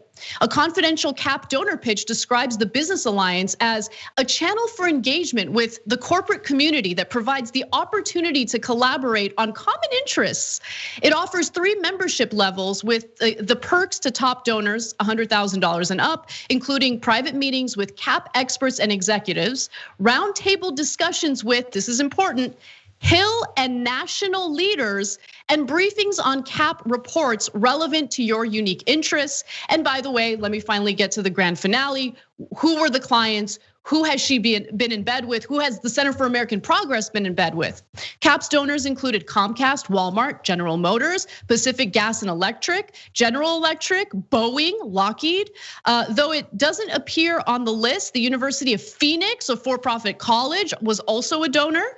And then of course, we can't forget about the foreign donors, the Business Alliance, whose membership list includes the Taipei Economic and Cultural Representative Office, which functions as Taiwan's embassy in Washington and retains many lobbyists, and the Confederation of Businessmen and Industrialists of Turkey. I mean, and by the way, that's just to name 2 of the foreign donors and clients that worked with the Center for American Progress. She has no business in that role. She is a walking, talking conflict of interest. And if we have to rely on Joe Manchin of all people to kill the opportunity of her serving as the head of that agency, then so be it. I don't agree with his reasoning. I get that you don't agree with his reasoning either, Cenk, but she's awful, and hell no, no one should ever fight on her behalf so she gets that position of power. No way. Okay, so first of all, let me stipulate to all the facts that Ana just read you. Those are all right. Those are why Neera Tanden and I have fought for years and years and years. That's why she had the mean tweets about me, because I would point those things out. And she would say, not in those particular tweets, but overall, oh, the Gulf states donating to CAP doesn't affect us at all. Nonsense. Of course it affects you. And all these think tanks are a joke. Why are we taking money from the industrialists of Turkey to write about the $15 minimum wage here in America? It's absurd. And the press plays along with this fiction by, oh, this illustrious think tank says this. No, that illustrious think tank is a front group for foreign corporations and foreign governments. And yes, also domestic corporations, but they are not actually thinking there. They've been bribed to come up with a certain opinion so that they could then give it to politicians, and you know how that circle goes around and around.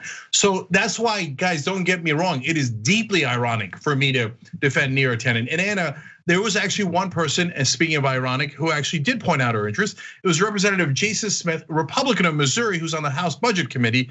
In fact, he's the ranking Republican there. He said, I'm very glad to see that Senator Manchin has decided to put people before politics and make sure that someone beholden to corporate interests and foreign governments doesn't become the next OMB director.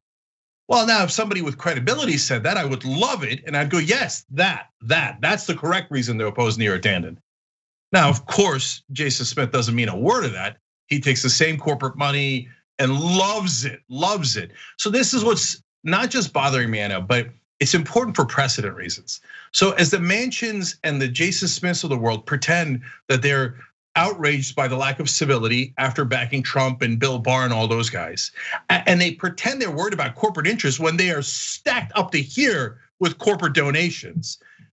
First, they're total and utter liars, but most importantly, if you back down from this, Neera Tanden is already, of course, backpedaling like crazy. Not only did she delete tweets, she said, I feel badly about that. My approach will be radically different. In other words, don't worry, guys. I promise I will kiss Republican ass. No. It's a terrible precedent. So let me be constructive. If my only choice was Neera Tanden or given the Republicans and Joe Manchin, I vote Neera Tanden.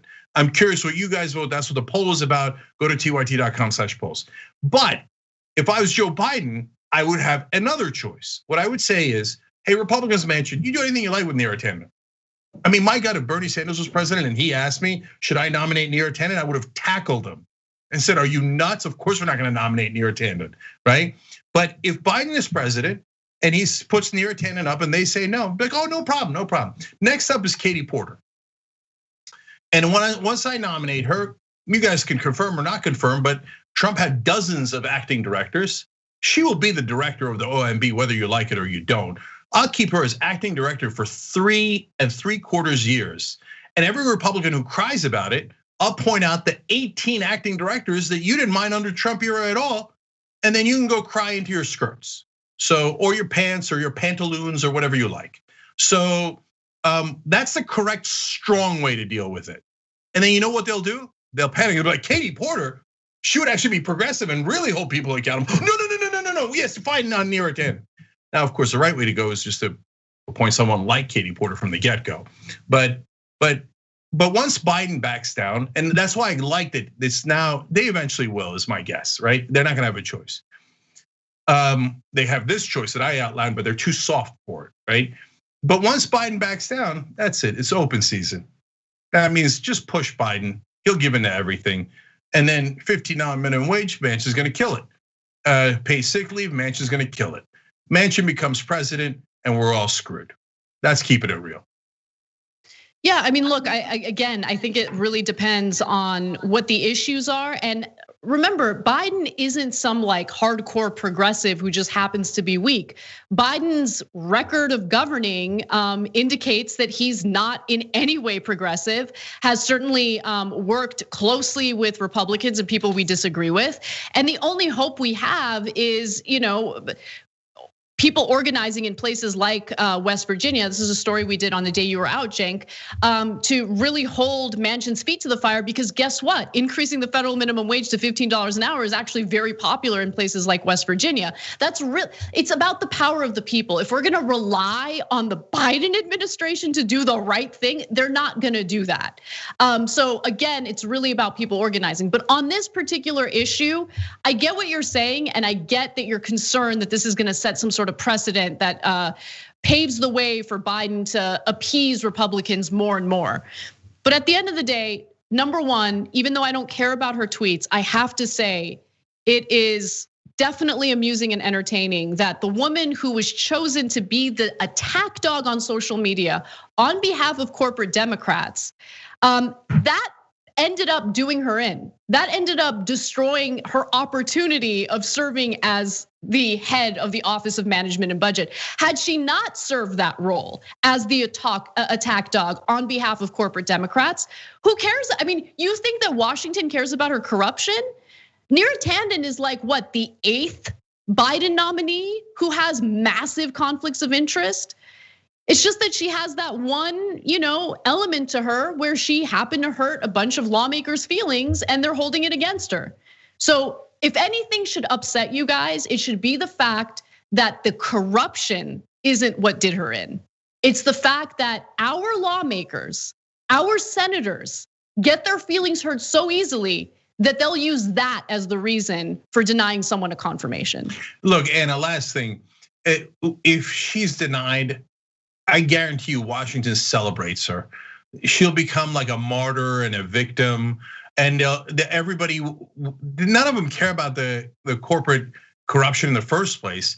She'll give really high paid speeches and they'll all be like, this brave woman. And she'll become like some sort of resistance, hilarious fake resistance movement, the resistance of like Boeing and Lockheed Martin and Bank of America.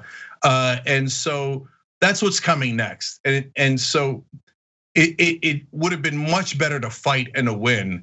But I'm afraid we're not going to get either a fight or a win here. And then if history is any judge, in order to appease Manchin and the Republicans, they'll appoint someone even more conservative and even more corrupt than Neera Tanden. And then it'll be a lose-lose. I don't know, that's your prediction, but I'm sticking to where I'm at right now, and I don't think she should be confirmed, but we do wanna know what you guys think, so we have a poll on this. And here's the question, let's take a look. Should Neera Tanden be confirmed? Very simple question, based on the arguments that you just heard, you can either choose yes or no, and that poll is at tyt.com/polls/Tanden. That's tyt.com/polls/Tanden. We gotta take a break, but when we come back, the fight continues on increasing the federal minimum wage. We'll tell you what's happening between progressives and moderate Democrats. But it's also important to keep an eye on the messaging coming from right-wing conspiracy theorists like Lauren Boebert as well. We'll be right back.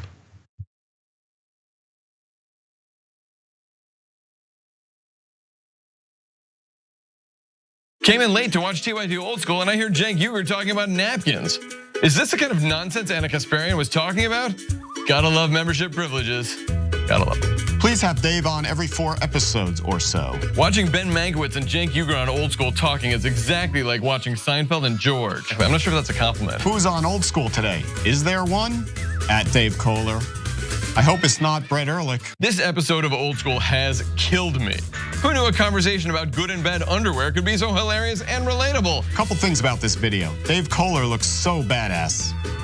There's more than a 73% chance this Old School will be really funny.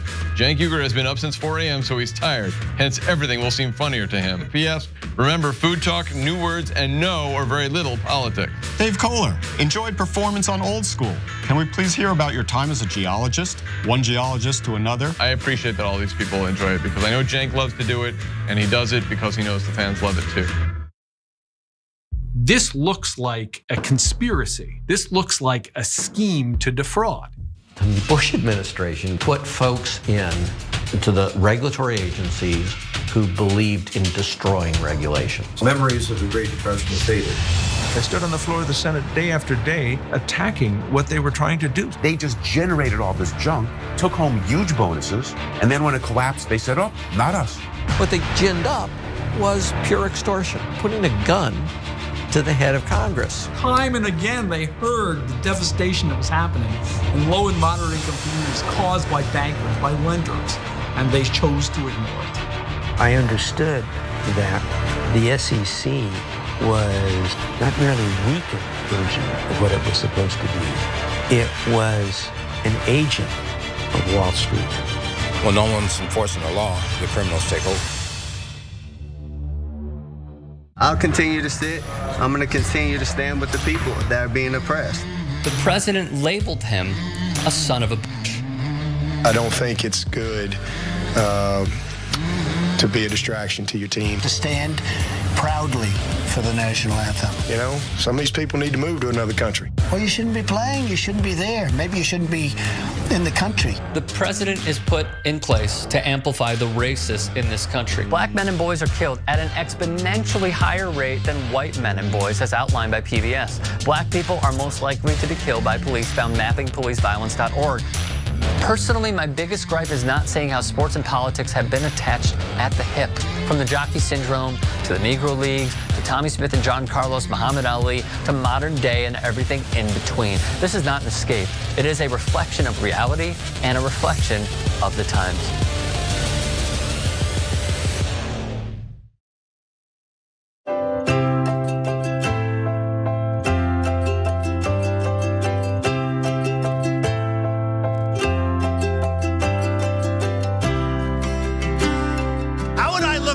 Dog on the White House lawn, would that be?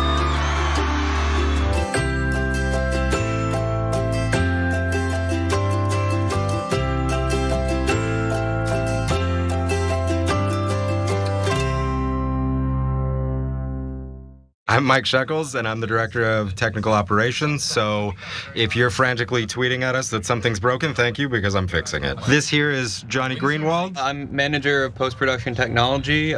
Simplest terms is I deliver the content. And this is our master control room. We have many, many more destinations than ever before, and we created this room to consolidate it, to make sure that everything's going out is up to standard, so we meet all of our contractual agreements.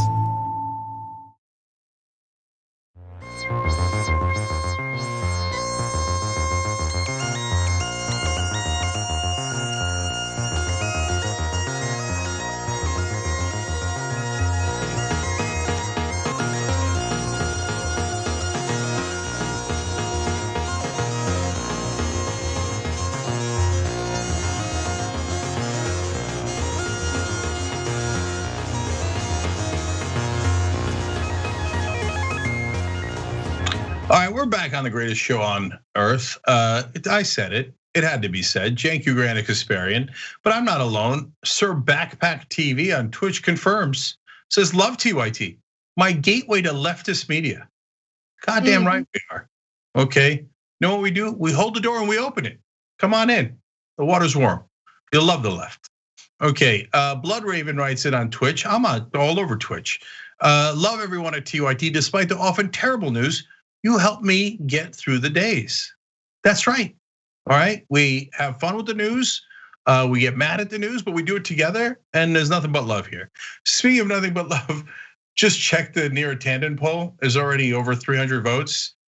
Jeez. No is winning 93-7. I mean. You mean something. Okay, I got you. People love their sodium content. They just do. Yeah, sodium chloride usually does win online. All right. Speaking of which, I already forgot the letters for it. Anyway, sodium chloride dragon, proceed. All right. Well, speaking of salt, Ro Khanna is on the warpath, and I love this. So the battle to raise the federal minimum wage is underway, with progressive lawmakers like Representative Ro Khanna demanding that moderate Democrats concede to them for a change. And I absolutely love this because we've been hearing more and more regarding President Joe Biden's willingness to waver on including a $15 an hour minimum wage in the final coronavirus relief package.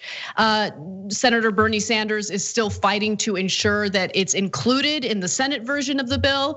And Ro Khanna is fighting on behalf of this provision in the House. And he talked about it in more detail during a recent interview. Let's hear what he had to say.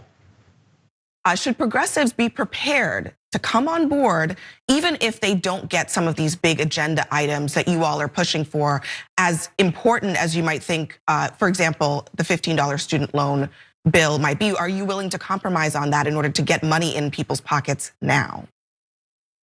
Yes, Abby, I will vote for the final package. But my question is, why isn't this question asked of the moderates? Why don't they have to compromise sometimes? I mean, I have voted for every single CARES package to date in the Congress. And there are many times there were provisions I didn't like. I didn't like the fact that it gave billions of dollars to Mnuchin or more money to the Fed to give to financial institutions, but I still voted for it because of the urgency of getting money to people. Now, my question is, why not have the same question for the moderates? Maybe they disagree with the minimum wage, but the overwhelming Americans agree with it. So they can vote for the final package, even if they disagree with some of those provisions. I suspect we will be asking those questions of the moderates too.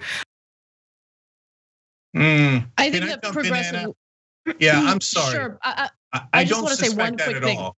Yeah, I don't suspect that at all.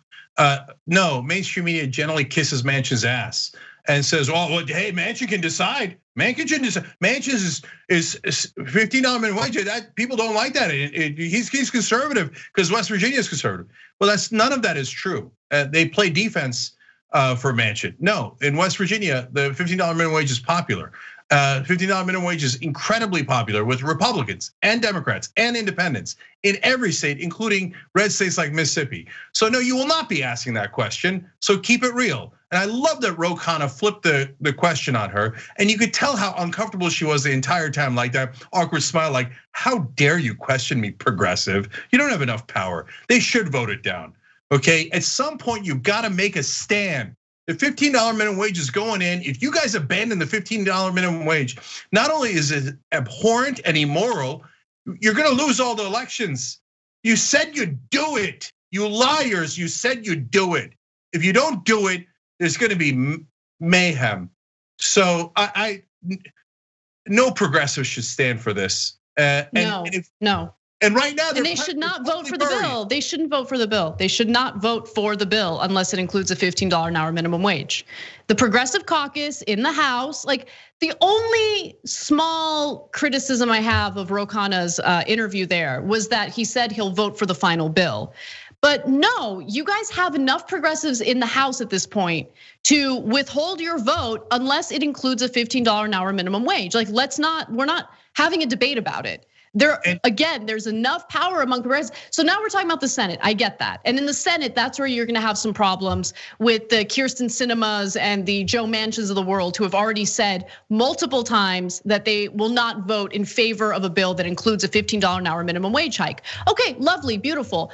Then what I would do is I would focus all of my energy as a progressive lawmaker on campaigning in favor of that part of the bill in West Virginia and Arizona, 2 states where I am certain their constituents want $15 an hour.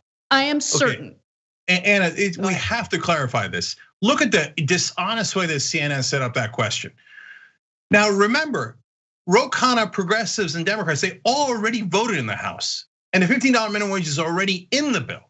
The people killing the bill would be Manchin and Sinema, who would say, no, I don't even want people to get COVID relief if it means that they would get higher wages. Now, has that been the framing on cable news at all? Never, never, never. Has it been the framing on New York Times, NPR, et cetera? No, the beloved conservative Joe Manchin and Kyrsten Sinema looking out for their constituents. No, they're killing the bill. They're killing COVID relief. What are you putting it on Ro Khanna for? The House is already very clear and already voted. Now, after Manchin and Sinema kill it, CNN's not gonna tell you they killed it. Then they're gonna turn around and go, Ro Khanna, are you gonna bend your head? You better bend your neck and make sure that you vote for what the conservative Democrats and the corporations want. So right now, there is nothing for progressives in the House to do. They already passed the bill. And Manchin and Sinema have to decide, who are you? Are you the person that wants lower wages for Americans and wants to destroy the Democratic Party by betraying the promises that you made to voters? And are you a Republican and a corporate stooge? And are you going to end all of the COVID relief because you love your corporate donors that much or not? That's the correct framing. Right now, they're gonna butcher the minimum wage bill. I told you guys, I told you. If it's not in this bill, they're saying, maybe it'll come as a standalone bill, but now they're saying they probably won't. They'll just give up. Oh, for Christ's sake, unbelievable. Now, you know what Manchin's saying? Maybe we do it if it's $11. So Romney and Manchin are working on a bill to reduce it to $11. I told you they were gonna reduce it. And everybody's gonna go along. No, have a standalone bill and destroy Manchin's career over it. No, and don't put do it a into this standalone one. bill. It's not. Yeah. And look, this one can pass. I'm sorry, Anna. I just want to clarify. This one can pass. Put it into this one and fight like hell for it and vote no if you need to. After Manchin and Sinema vote no. But if it doesn't get into this one, we are not ever going to let it go, and it's not gonna be $11. It's gonna be $15. If we have to break Manchin to do it, I would be super happy to do that.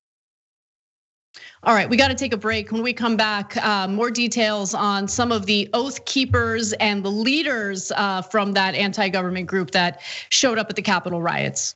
Come right back. We have that story and more for you.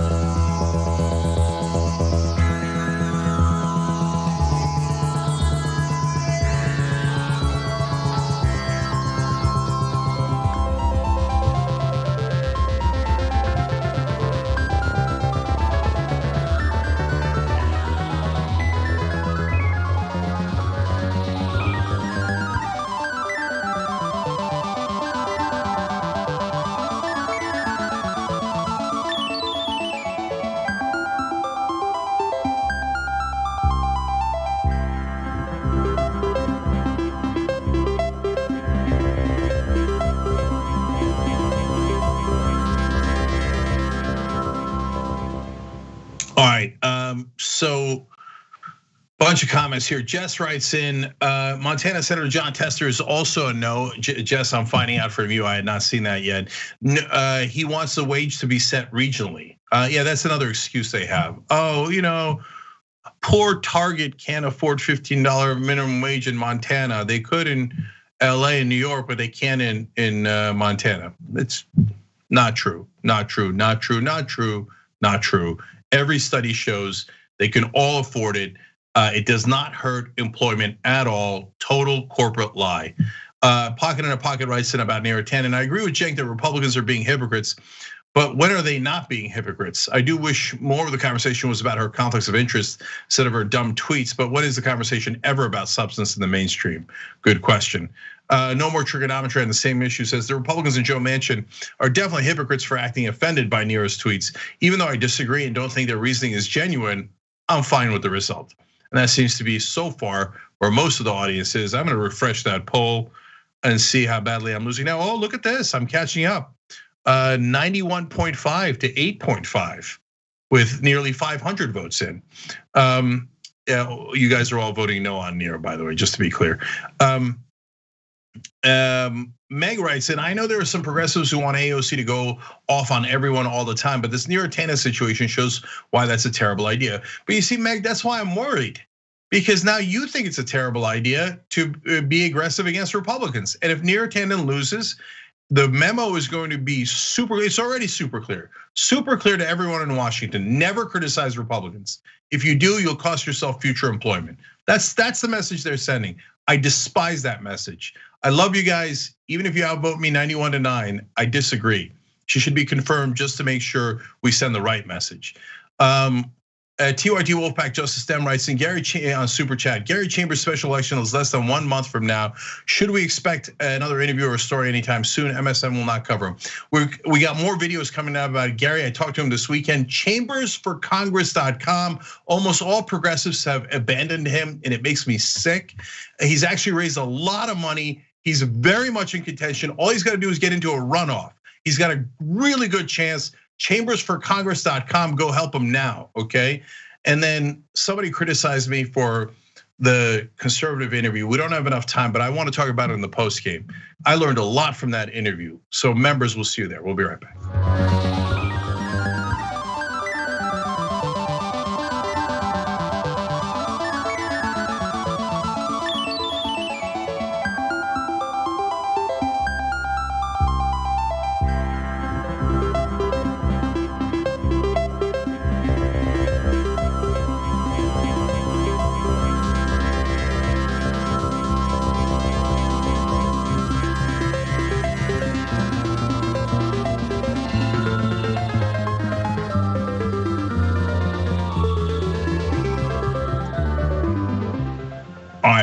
Young Turks, Cenk and Anna with you guys. During the break, somebody asked about Gary Chambers, who's been on a lot of our shows, including Damage Report, The Conversation, and many others. He's running for Cedric Richmond's seat in Louisiana.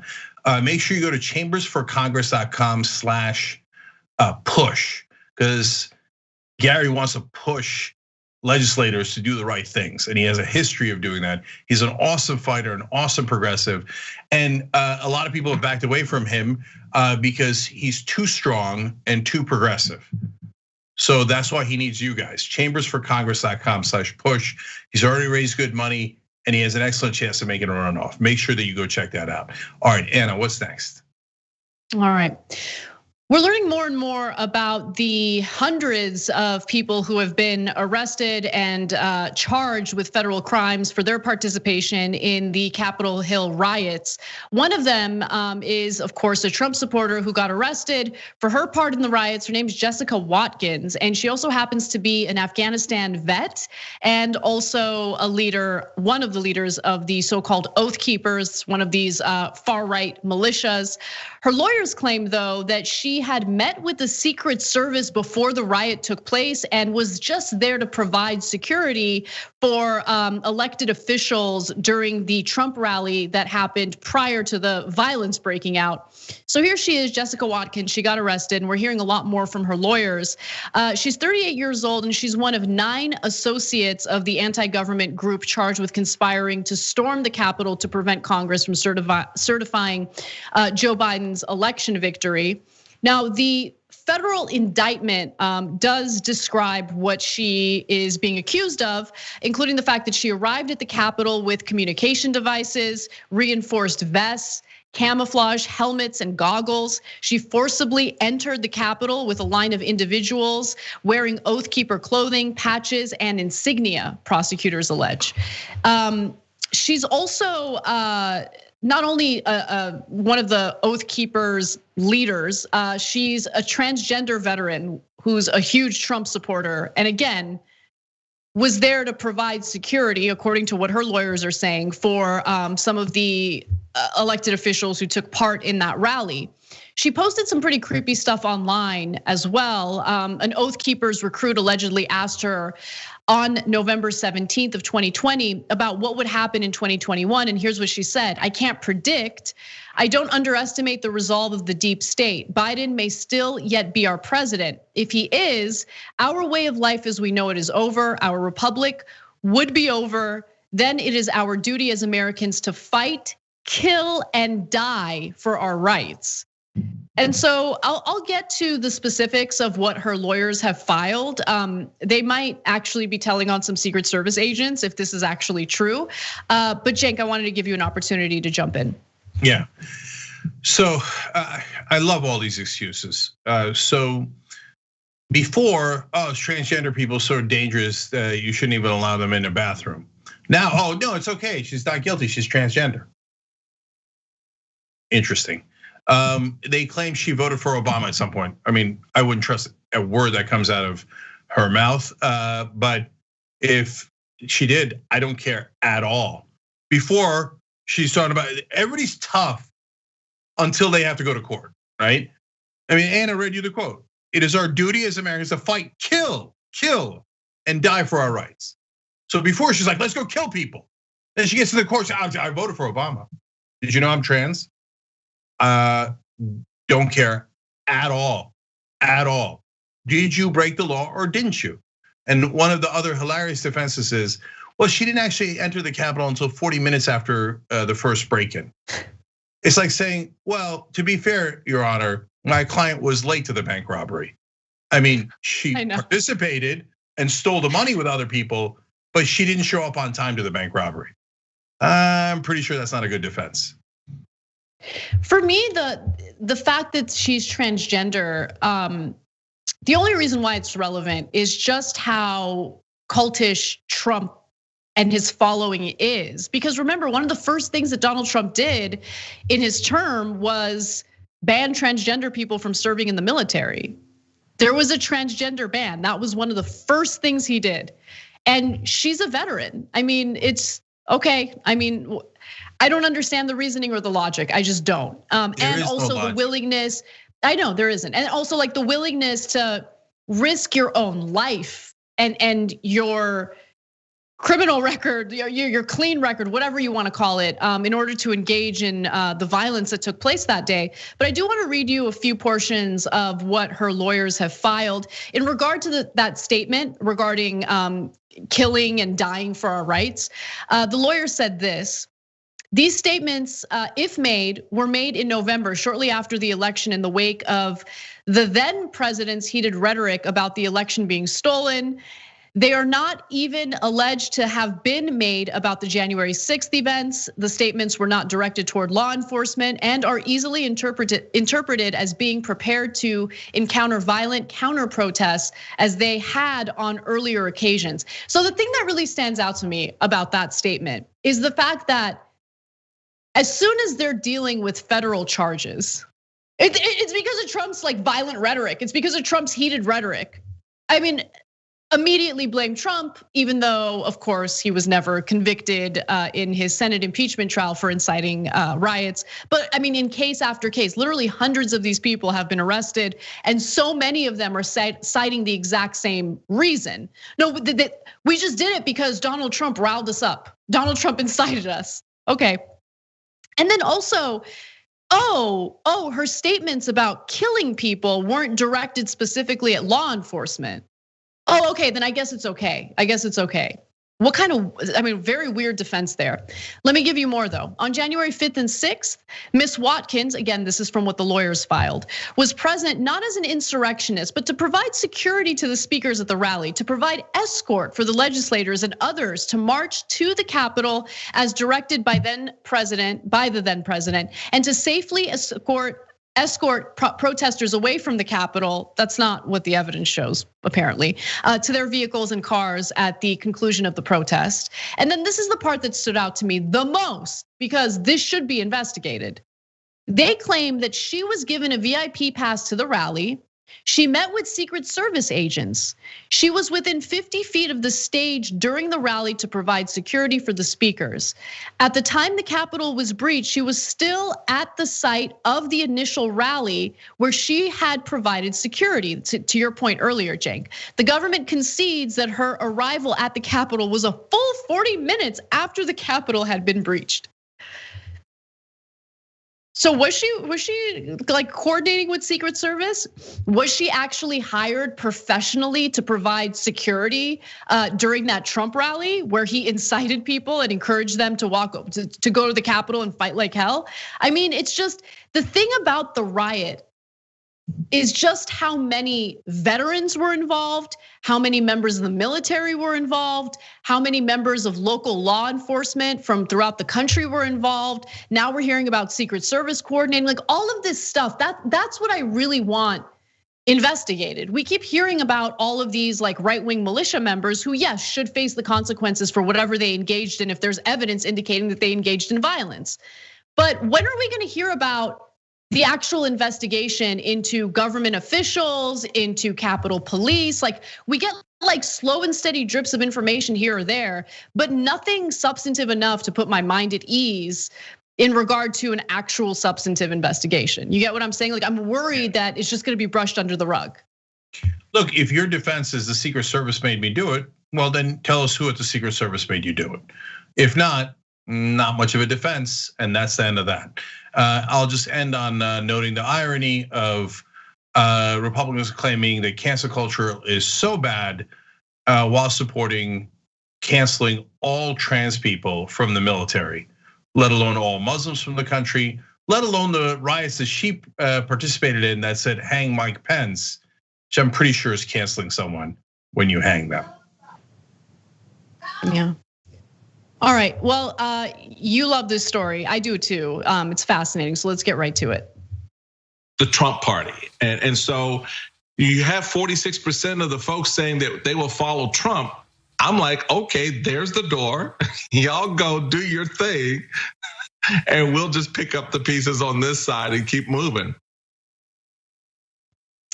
That was Michael Steele, the former head of the Republican National Committee, who's reacting to a new Suffolk University and USA Today poll that indicates that a pretty sizable percentage of Republican voters would literally leave the party to go join a third party that's led by Donald Trump. So according to that poll, 46% said that they would abandon the Republican Party, while only 27% of Republican voters said they wouldn't drop the GOP. The rest, though, are undecided. While 54% of those polled said that they were loyal to Trump, only 34% said that they were loyal to the party. So in regard to current Republican voters, they're far more loyal to Donald Trump and are willing to leave the Republican Party on Trump's behalf, than the number or percentage of Republicans who are unwilling to do that. It is the party of Trump, and Michael Steele thinks, okay, great. If they want to leave and go to a third party, that's fine. Have at it.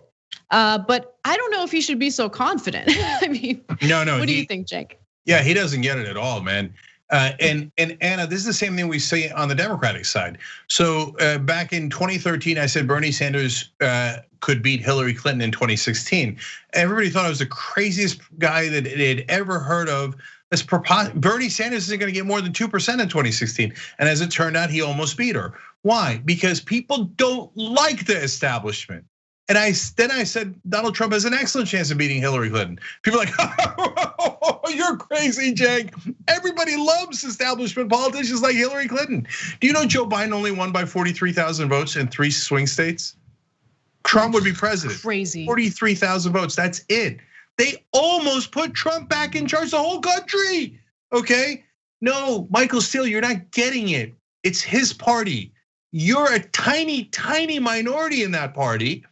But since they're all elitists, and since they're all so arrogant, they sit on Morning Joe panels and guffaw, like, oh, go ahead and leave. What difference does it make? You idiot. Your entire party's gonna leave. It already has left. So let me give you more numbers to absolutely positively prove it. And these guys are so in their own elitist bubbles, they can't even read a poll. They have a war on math. So the people that were polled, 85% of them said that they would vote for Trump in a general election again. These are Republican voters, 85%. Amazing. Oh, Michael Steele, enjoy your 15%. You're a joke. All of you are a joke in Washington, okay? And 76% of them said they'd vote for Trump over any other nominee in the primary, in the Republican primary. It's not like, we'll hold our nose and vote for Trump because he's our option. No, 3/4 of the party says, yes, give me more of that violence. I hate democracy. Give me more of that fascism. Give me more of those lies. I love it, I love it, I hate, I love it. Michael, that is who the Republican Party is.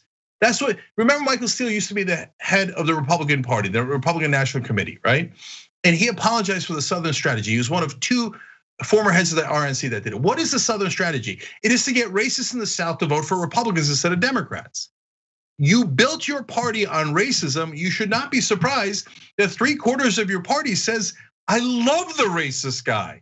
That's not the bug, it's the feature. Okay, to give you a sense of how much the Republican Party has lost its mind, 58% said that it was not Trump supporters who did the Capitol riot on January 6th. It was Antifa-inspired attacks. There is 0 evidence of that. No one from Antifa, first of all, Antifa is not even an organization, but okay, call it an organization, I don't care, okay? It was not Antifa, it was not Antifa inspired. No one from Antifa was there. It's just totally made up. Cuckoo for Cocoa Puffs. Only 28% thought it was Trump supporters. No, the entire party has lost its mind, and they're filled to the rim with hate and fear. So that's it, guys. That is who the Republican Party is. The mainstream media will lie to you for another 4 years at least about how the country is center right. It's not true. And they'll lie to you and say that the Republican voters are wonderful, genteel people with different opinions, and that they don't actually like Trump. When they keep screaming from the rooftops, we love Trump.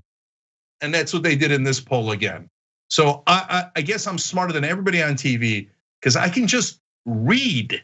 Like all I do is read. So, Cenk, I actually want to read a quote from one of these Trump supporters who said this: "We feel like Republicans don't fight enough for us, and we all see Donald Trump fighting for us as hard as he can every single day." And that's from a small business owner from Milwaukee. So he's kind of explaining his logic and reasoning for wanting to leave the Republican Party if Trump were to start a third party and be the one who leads it. But I actually wanted to bring up something that I think can help inform why people feel the way that they feel, right? Because we know the details of what Trump actually did. We know about how he only used his position of power to enrich himself and also pass tax cuts for the rich.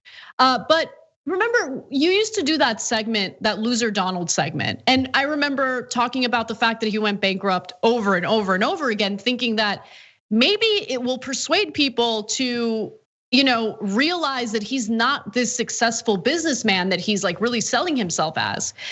And there's an author, I was listening to an interview, and this author wrote a book where she spent a lot of time with Trump supporters to kind of understand their thinking.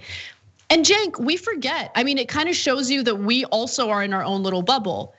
A lot of those people who support Trump went bankrupt themselves. So they see his 6 bankruptcies not as a failure, but as something that makes him human, something that makes him relatable, something that makes him more likable. So it's interesting to think about it in that context, because for us, it was more about trying to debunk this image that he built for himself that was, of course, built on complete lies. But a lot of his supporters know that he went bankrupt, and they actually like that about him because they see him as someone who was able to fail so many times and then rise back up and become the president of the United States. Like they have seen him as some sort of hero, and they see that as like a reflection of what can happen to them. Like, I'm going bankrupt, I'm going through these tough times, and look what Trump was able to do, and he's fighting along with us. That's the way that they see him. No, so first of all, I understand exactly what you're saying, and I'm going to agree with just a shade of a difference. But first of all, just so we're clear, in case you guys don't know the reality, he's fighting just like you, and he went bankrupt 6 times, and then his dad gave him $413 million. Okay, so no, he's not just like you. But that actually goes to the point that Anna's making, and that I'm making. The establishment doesn't get it because people hate you so much that they would go to an obvious con man instead.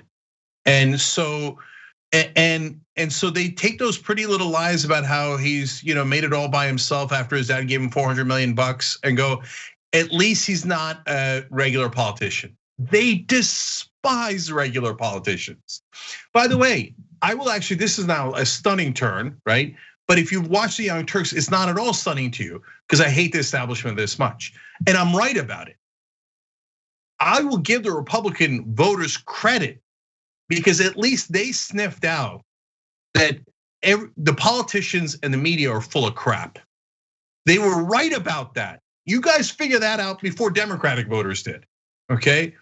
Unfortunately, you then took a massive turn you should not have taken, right? Then you went, oh, okay, they're full of crap. So the answer must be that the Democrats are eating babies and George Soros is a puppet master. And it was the black people and the brown people and the Jewish people and the Muslim people that were the problem. No, it's the donors. It's the donors. It's the corruption. You're right when you said drain the swamp. So what does that lead to?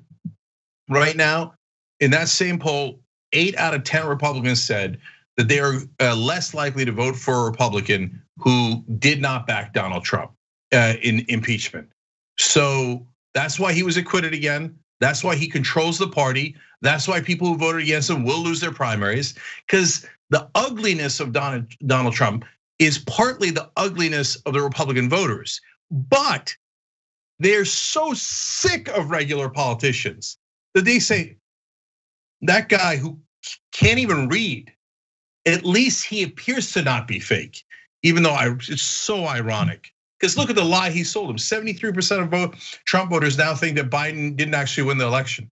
He's a pathological liar, and they believed him over everyone else in the establishment, because that's how much they despise the establishment. And the establishment still doesn't get it, still thinks Hillary was a wonderful candidate. She could have won if it wasn't for the bats, the Russians, the flying saucers, and the rain. And Joe Biden crushed Trump, and we should nominate someone just like Trump, just like Joe Biden again. All of it is wrong. All of it is wrong. And if they don't learn, then not just someone like Trump will win in 2024. It might be Trump who wins in 2024.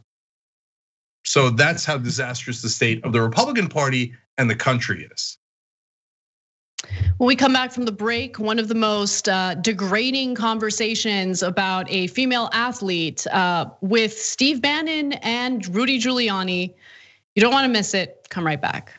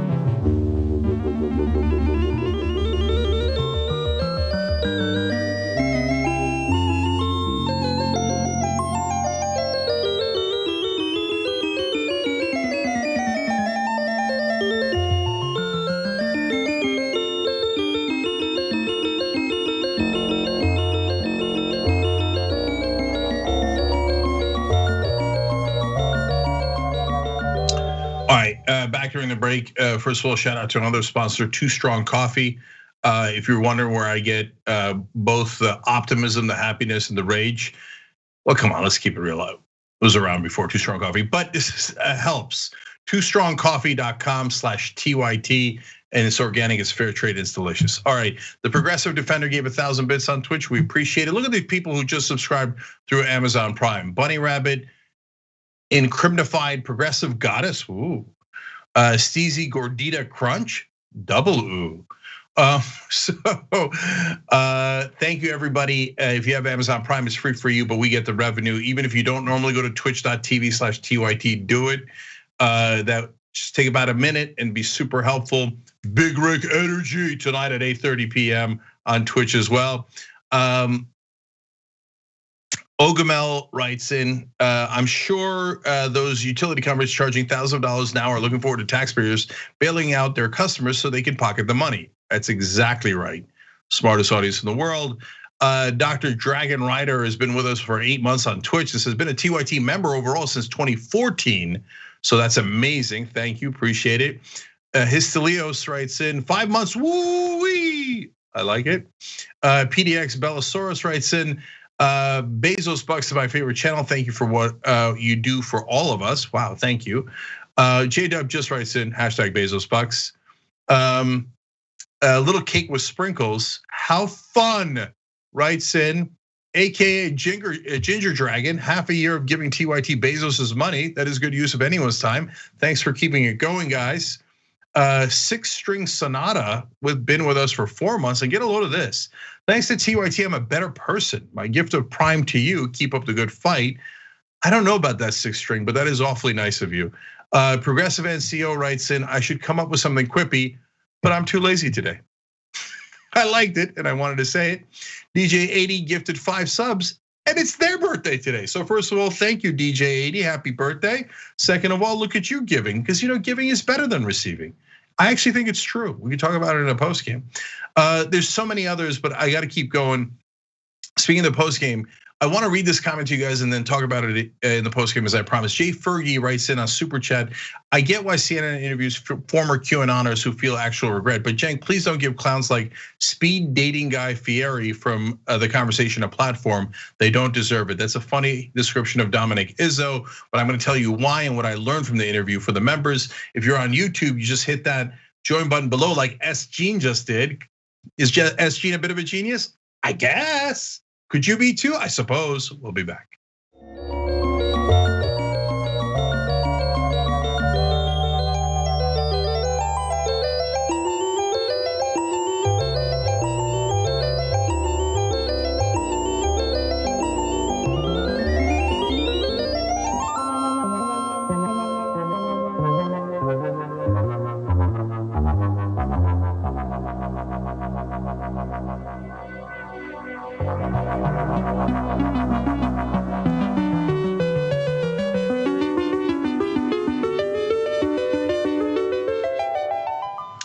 All right, back on the Young Turks, Cenk and Anna with you guys. I'm gonna read just one from our member section here. Don't shoot, I'm the goalkeeper wrote in. As a trans guy, it disgusts me to see any trans individuals sticking up for that psycho. Trump would gleefully strip her of her rights, kick her out of the military if she was still in the military, and she stuck up for him. I hear you, and it is deeply disconcerting. I love that all of us are sticking together and fighting for each other. So God bless, and thank you for being a member. All right, Anna, what's next? While discussing the death of Rush Limbaugh, Steve Bannon and Rudy Giuliani were talking about, certain experiences they had with Limbaugh. And then Rudy Giuliani remembered this great endearing story of this golfing trip that he took with Rush Limbaugh. And they came across a professional golfer. Her name is Michelle Wie. And of course, what you're about to hear is not in any way an endearing story. It's an extremely creepy story that you would expect from someone like Rudy Giuliani. So let's listen. Do you have time for a funny story? Yeah, we got about a minute. I get this one done in a minute. So every once in a while, I was always his partner. So we'd always ride together. He always wanted me to drive because he wanted to be smoking cigars. So one day we're driving, and these paparazzi are driving us crazy. They're taking pictures, they're taking pictures, they're taking pictures. And he said, Giuliani, what did you do now? They're all following you around. You know how I hate pictures taken? I know you're famous, but damn, can't you tell him to stay away? And he's like growling.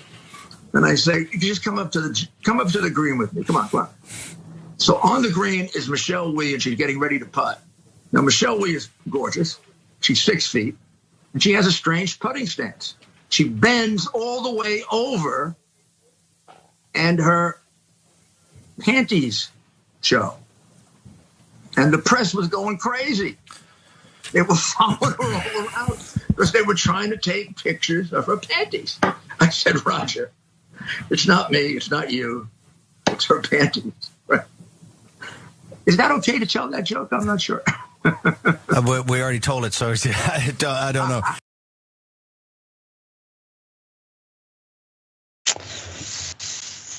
Yeah, he's pretty disgusting. He's just gross. Everything about that whole situation, that whole show, all that commentary.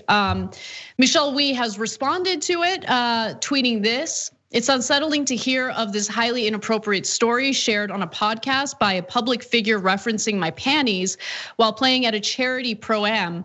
I shudder thinking that he was smiling to my face and complimenting me on my game while objectifying me and referencing my panties behind my back all day. What should be discussed is the elite skill level that women play at, not what we wear or look like. She also noted that she had beat all the male players at that event. And that Giuliani was lying about seeing her panties. Not that she has to, even answer to any of this, but this is what she said.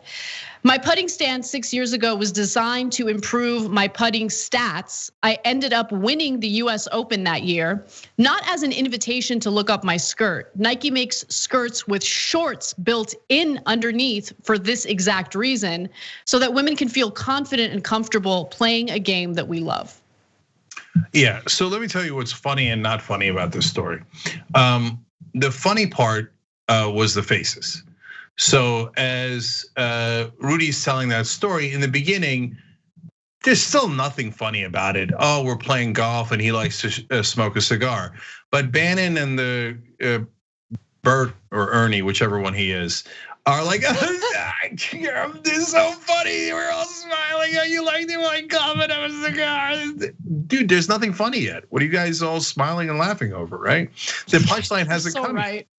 And then you're so right. Yeah, the punchline comes, and then look at the face change on Steve Bannon, like, oh no, he shouldn't have said that. that could get me in trouble. Not that I care, and I'd love to talk about it off air, but God damn it, that's gonna get me in trouble, you senile old idiot. Okay, that's what that look is. And even the other dude who was so giddy, he's like got his head down like, this panty thing's not gonna go well. And then he's like, did I have said that joke on air? And he's like, well, too late, you already said it, right? And I want you guys to note that there really wasn't any joke. We played golf, and then we looked at the most accomplished golfer on the green that day, and one of the most accomplishers in the whole world, and we stared at her underwear. And the punchline is, okay. Yeah. And then the last face was Anna's. As we were playing that clip, I could see on Skype her face, and her face the entire time was like, yeah, which is well. Yeah. Because first of all, because the comments in and of themselves, like it's just disgusting, right? And degrading, but also it hits different when you're a woman because you know what it's like to not be able to be 100% focused on doing what you love to do. I know exactly what goes through someone like Michelle Wie's mind as she's golfing, as she's in that putting stance, because you know without a shadow of a doubt that you're being objectified.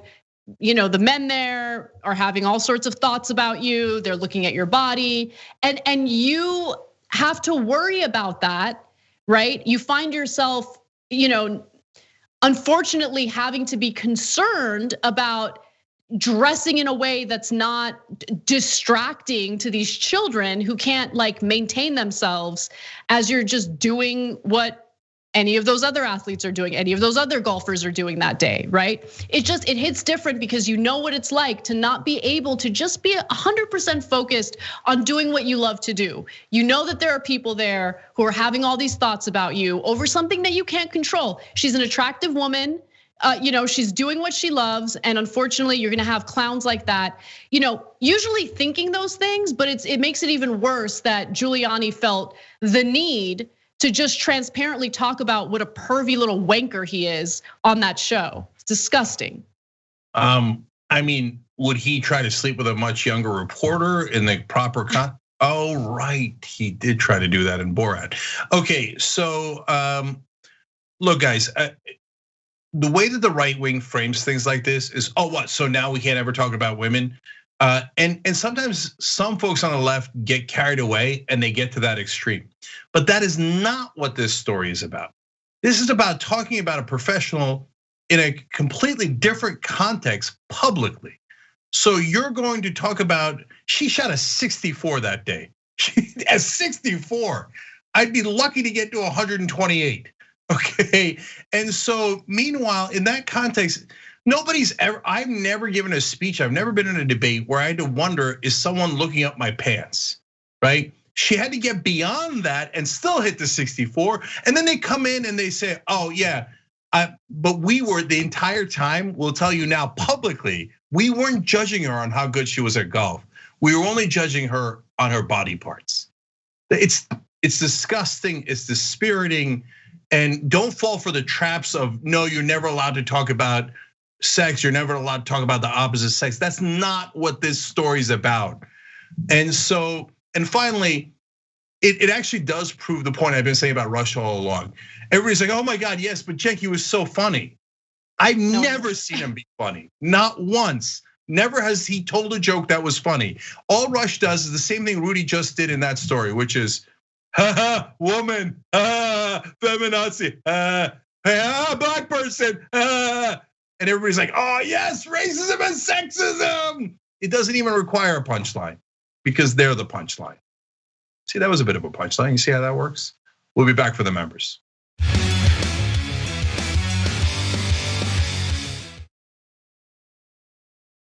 So a lot of progressive office holders are doing something fun.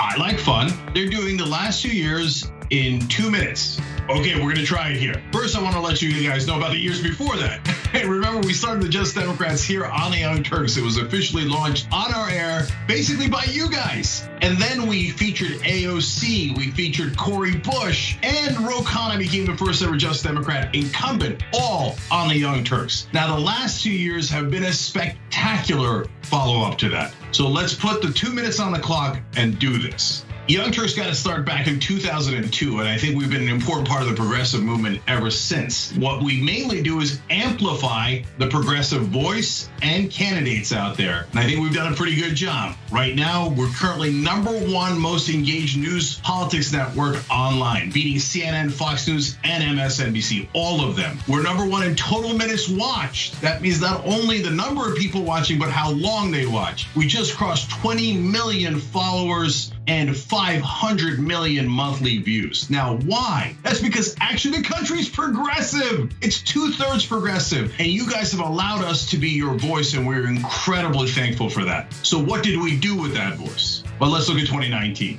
We went all over the country talking to you guys and the candidates. So we were in Miami, we were in Detroit, we were in Houston, and we were in Iowa. In fact, we were all over Iowa. You guys were all over Iowa, and all of the candidates saw you guys. We had wonderful people speaking, like the one and only Nina Turner at our rallies. Bernie Sanders stopped by, Andrew Yang, Elizabeth Warren. We interviewed almost everyone on the campaign trail, with the exception of Biden and Buttigieg.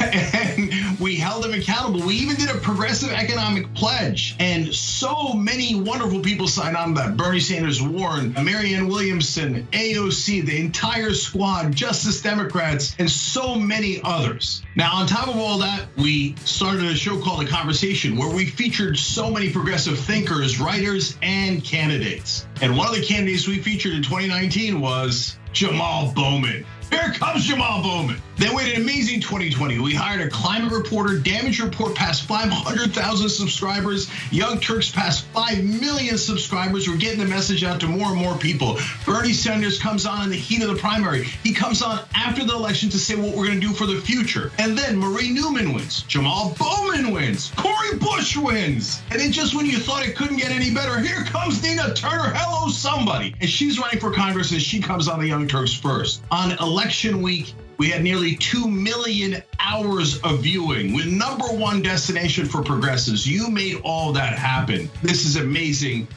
and thank you for those 2 years. What, I went past 2 minutes? Of course! Viewers had asked for an interview with the TYT Lizard. Mr. Lizard.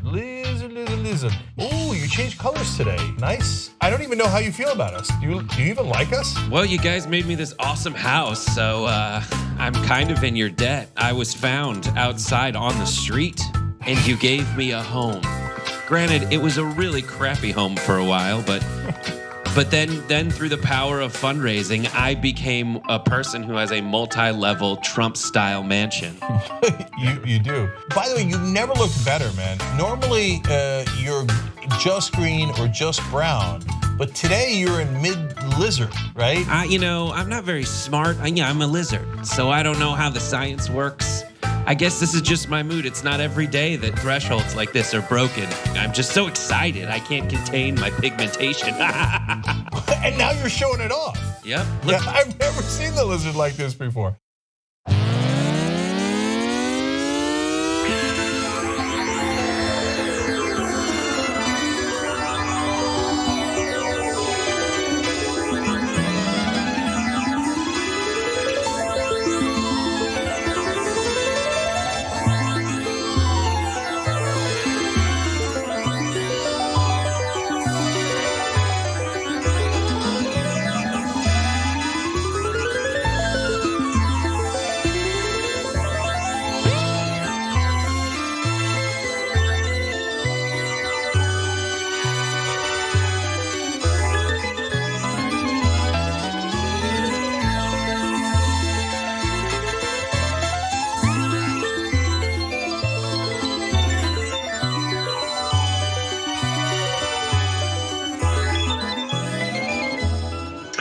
All right, back in the Young Turks post game. We got fun for you guys. That's what we have. Mm-hmm. All right, let's just do it. Let's just get right to it. Who cares? Let's just do it. Yeah, let's do it. I'm surprised you didn't want to start off with talk about how strong your shoulders are, but maybe we'll talk about that later. That was what he was talking about during the break, by the way. Anyway, I mean, Meghan look, McCain, to be she's fair. amazing. No, I'm sorry. I don't know why I did it. As I was saying it, I immediately regret saying it. I was like, why? Why am I needlessly inciting this? We're inciting jank shoulder talk. Okay, let's move on. All right, so. All right, go ahead. Okay. Meghan McCain is frustrated with the vaccine rollout. And not for the reasons that you would suspect, because obviously we're talking about Meghan McCain here. In a recent episode of The View, she acknowledged that we've hit a devastating and awful milestone. 500,000 Americans have died from this pandemic, but she couldn't help but still try to make this story about her. Let's watch. I don't understand the downplaying of getting the vaccine, because right now we should be wanting as many Americans as possible to get a vaccine. The fact that I, Meghan McCain, co-host of The View, I don't know when or how I will be able to get a vaccine, because the rollout for my age range and my health is so nebulous. I have no idea when and how I can get it. I want to get it. If you call me at 3 o'clock in the morning, I will go any place at any time to get it.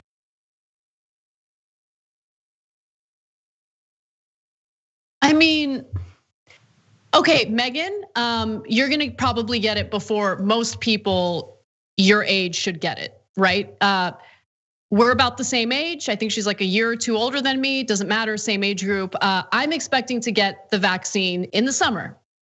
And I find myself to be an incredibly privileged, lucky person because I get to work from home, just like Meghan McCain does. Shut up. Just shut up.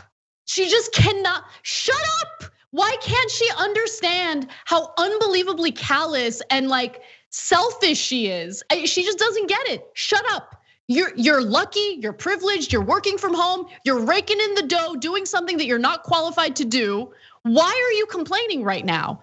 I mean, we have elderly people in the country who haven't gotten the vaccines yet. My mom, who has a kidney transplant, hasn't been able to get the vaccine yet. People who will actually die, 100%, it's certain that they'll die if they get this virus. They have not gotten vaccinated yet. So like, I'm sorry, Meghan, that you're the host of The View, and you should be treated differently from everyone else, but just shut up, just shut up. God. Cenk, go ahead. To be fair, it was really hard to work her dad into that story. So given that she, amazing. It's amazing that she like says these things out loud, Cenk. She says it out loud and she's like, I got it. I'm gonna say this on the show and no one's gonna think there's anything wrong with me thinking that I should be treated differently than everyone else. Okay, because I am Meghan McCain, daughter of Senator John McCain, and I know nothing, but it doesn't matter.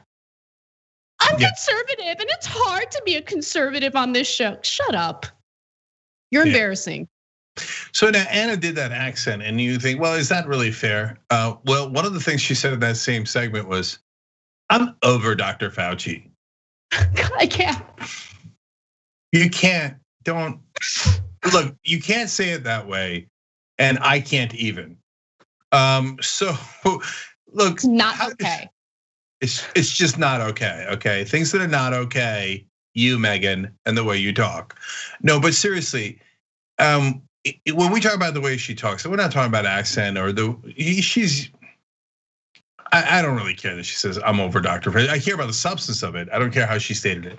But in this one case, when she says I, Meghan McCain, co-host of The View, have still not gotten the vaccine, that actually does matter. It matters in how you're phrasing that sentence.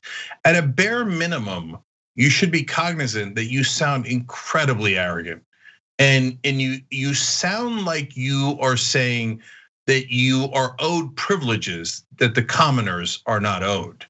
And the fact that you can't hear it shows you how long you have lived in the bubble of the elites. And to you that it's a normal thing. And to be fair to Meghan, in her perspective, people are usually kissing her ass 24/7. And people have 100%. told her whole life that being the daughter of John McCain is something that's not only really important, but that gives her merit. Like she deserves to be praised because she's the daughter of, and honestly, it's worked that way for her. It's a little Trumpian. Everything she's ever gotten is because she's the daughter of John McCain. And so she thinks, duh, that's why I'm great, because I'm part of the privileged elites. She doesn't say privileged elites. She's just internalized it. So that's why a sentence like that would pop out. Like, can you imagine me saying, I, Cenk Uygur, host of the Young Turks, hasn't even gotten the vaccine yet?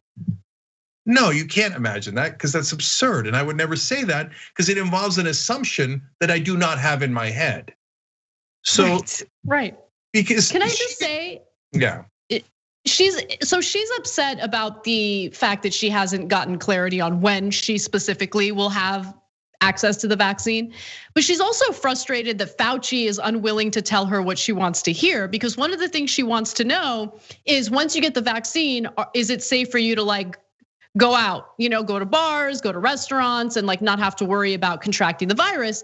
And Fauci is like, the science wasn't there yet, and so there's more data coming in regarding like what you can safely do after you get the vaccine. But she was furious that Fauci couldn't give her clarity on that and make a statement about it before he had the facts. Oh, is life hard because you can't go out with your friends? You want to go to a bar? Yeah, me too. So does like everyone else. Everyone wants to see loved ones, family members. They want to go out with their friends. Everyone wants normalcy again.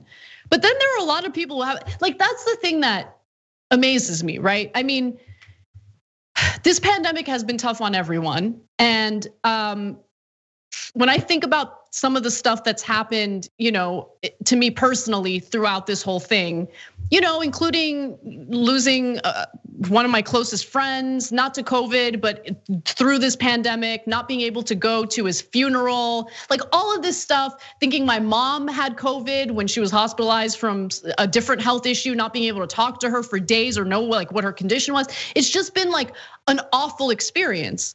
But throughout all of it, I've had like this, the foundation of gratitude, because man, at the end of the day, we're lucky. Like we have each other, we still have our jobs. There are people out there who are suffering so much, people who don't have the luxury of working from home, people who are frontline workers and haven't had access to the vaccine yet. They're literally putting their lives at risk to do their jobs because their jobs are essential to our lives. And Meghan McCain sitting there thinking like, oh, when will I be able to have a cocktail? Just shut up, stop talking. Yeah. So the last things here, because on the substance, it's important to point this out. What she was upset about in regards to Fauci was when he was asked, after you get a vaccine, you still have to have masks, especially if you're going to see loved ones. Now, as it turns out, the science on that is not 1,000% in, partly because 1,000% is not a thing in science. So he was hesitant to answer on national TV because he didn't want to say something wrong. That's what good doctors and scientists do. They are certain before they answer, or they give you some guidelines for what could happen, right? So now the reality is, for me, from what I've read, and I'm not Dr. Fauci, I'm not an expert, I'm just telling you based on my analysis of what I have read. After you get double vaccinated, you get both shots, you're done. Look, consult an actual doctor and scientist, but you don't need the mask anymore. That's the point of the vaccine. But Fauci doesn't want to say that because he's not 100% sure. Actually, one of the best studies comes from Israel because they've been so quick to vaccinate. And that study also indicates, no, you not only are less likely to get it, you're also less likely to transmit it. And hence why you don't need the mask. And when I say less likely, way, way less likely. So, and by the way, the number of cases have gone down by 76% in the last 6 weeks, both because people are getting vaccinated and because so many people have had it. And finally, she was mainly complaining that Israel's done this much faster than us. Now, Meghan, do you want to know why? Because Israel has socialized medicine. And so they have clinics all over Israel that have a lot less bureaucracy. You just go into your clinic, and since everyone has healthcare, you can just get the shots. Here, we're like, okay, who's gonna get paid? Which executive's gonna get their money first? And there's this, there's that, there's a billion like bureaucratic hoops to jump through, etc. Right? So if you really want us to be as good as Israel in medicine, then you would be for socialized medicine like Medicare for all. If you're not gonna be for that, then I'm not interested in your analysis of Dr. Fauci or how important you think you are and how we should get the vaccine to you specifically before anyone else. Spare us. All right, Cenk. Yeah, people have questions. Do you have answers? You know, you had this QAnon guy on. People are upset. I don't agree with them, but go ahead. Let's talk about it. I have answers. So listen, we had this guy, he was on today, Dominic Izzo, former cop, said outrageous things. And why did I have him on? If you listen to New York Times, they'd probably say, if I ran for office here, they'd say, he had Dominic Izzo on to spread his anti-BLM, pro-QAnon message. No, I said during the interview, you're absurd, you're wrong, and etc. But what's the point? The point is, I wanted to know, how in the world could anyone believe in QAnon? Eating babies, brain juice harvesting. I mean, that's just, I don't get it. So I literally had him on to try to figure it out. He doesn't believe in QAnon anymore, but not because he doesn't think that people ate babies. It's because he's like, well, look, guys, I don't know. Biden won, or not won, but Biden's president, and Q said he wasn't gonna be president, and we were gonna get Trump was gonna arrest everyone, and he didn't. And he kept saying like maybe he's going to afterwards, and I'm happy to be proven wrong. Like he's still like maybe, right?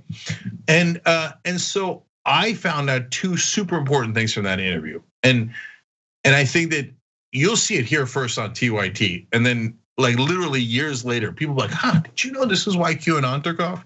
So there's two main things that I got out of it. One was, he said, what do you mean? It's religion, of course.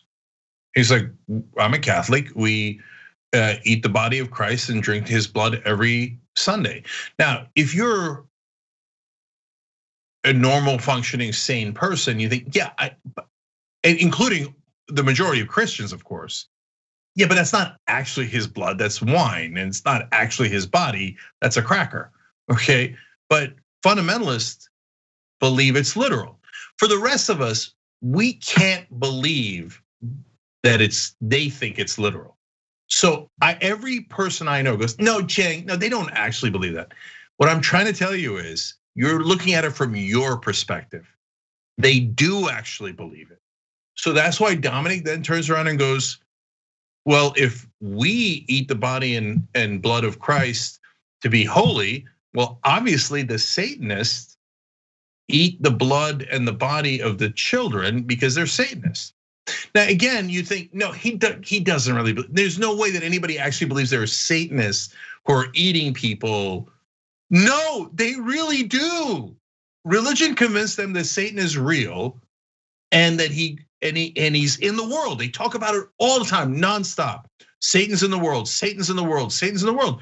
So now we're surprised that they think Satan is in the world and that he eats the bodies and drinks the blood in a way that is unholy.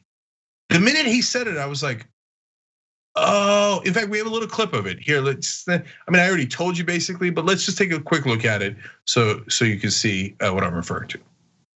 You have the Catholic Church that goes through the sacrifice. It's a perpetual sacrifice of every Sunday. You eat the blood, you eat the body, drink the blood. The Satanic Church does the same thing. He really believes it. That he thinks there's a Satanic Church, etc. Okay, so now what's the second part? He said towards the end of the interview, and it's not in the 22-minute version, but if you go on YouTube or Facebook or you go on TYT.com, you're already on TYT.com, you remember, you can watch the whole interview. And we talk more about Black Lives Matter. And he says something to the effect of, Well, they're not against the judges, and they're not against the politicians. They're just against the cops. He said, if I thought they were against the politicians and the judges, then I'd respect them more.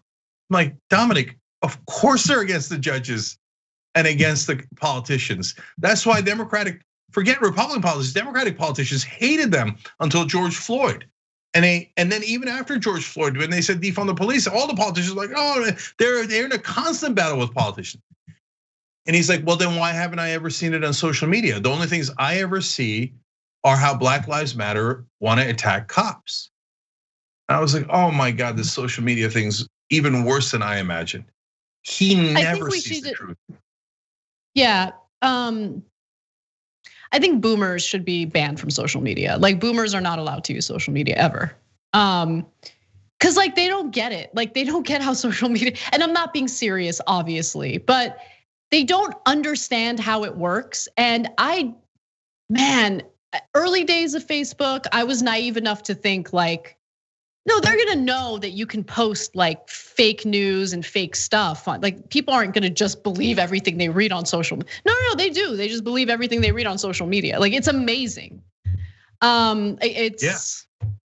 It's amazing. Yeah, it's really frustrating. I don't know what the answer is. I don't want to get into a debate about it. Anytime you mention banning anyone from social media, people lose their minds. And I'm not being serious about banning boomers from social media. Although like boomers in my family, I would love if they got banned from social media. Like I want to find, maybe we could do some sort of campaign where you guys flag everything my mom posts on Facebook. That way she's like permanently banned. It would make my day. But anyway, no, but like, regardless of the content of that interview, my takeaway, and I think the most important thing I want to say about this is that you guys, we need to be able to like have conversations and debates or whatever with people that we find objectionable, that we disagree with wholeheartedly. There's a difference between Cenk interviewing this like former or kind of current QAnon guy and like pushing back and also like wanting to learn more. Like that's like the best part of what we do. Like we're curious people and our jobs give us the opportunity to learn about the world and also, yes, learn about thoughts and ideas that we disagree with. And we want to understand how people function, why they think the things they think. As long as you're not promoting what he's saying, and as long as you're not advocating for some sort of alignment between the left and QAnon, having that conversation and making it abundantly clear that what he believes is wrong, I think is totally fine. I don't agree with this notion of don't platform them, don't platform them, don't. No, I think it's totally fine to interview them.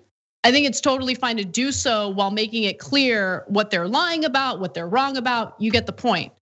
But that is different from having some pretty terrible people on for the purpose of promoting them. If Cenk were doing that, then of course I would disagree with it 100%. And I would, I'd be the first to have a talk and be like, Cenk, what are you doing? I'm looking out for you, homeboy. You're making some bad decisions. But that's not what happened here. Yeah, no, I don't tolerate any of that nonsense. I'm gonna have a lot more right wingers on, and we're gonna talk to each other, and we're gonna understand each other. And we're gonna super happy to draw lines. And I don't know anyone better to do it than me. Yeah, I just said that. Because if you leave it up to the mainstream media people, they'll play patty cakes with them. And so number one, in a sense, they will platform. All they'll do is the best case scenarios, Anderson Cooper going, wow, really? Wow, okay. And then secondly, they won't actually get to why. Why did you guys think that?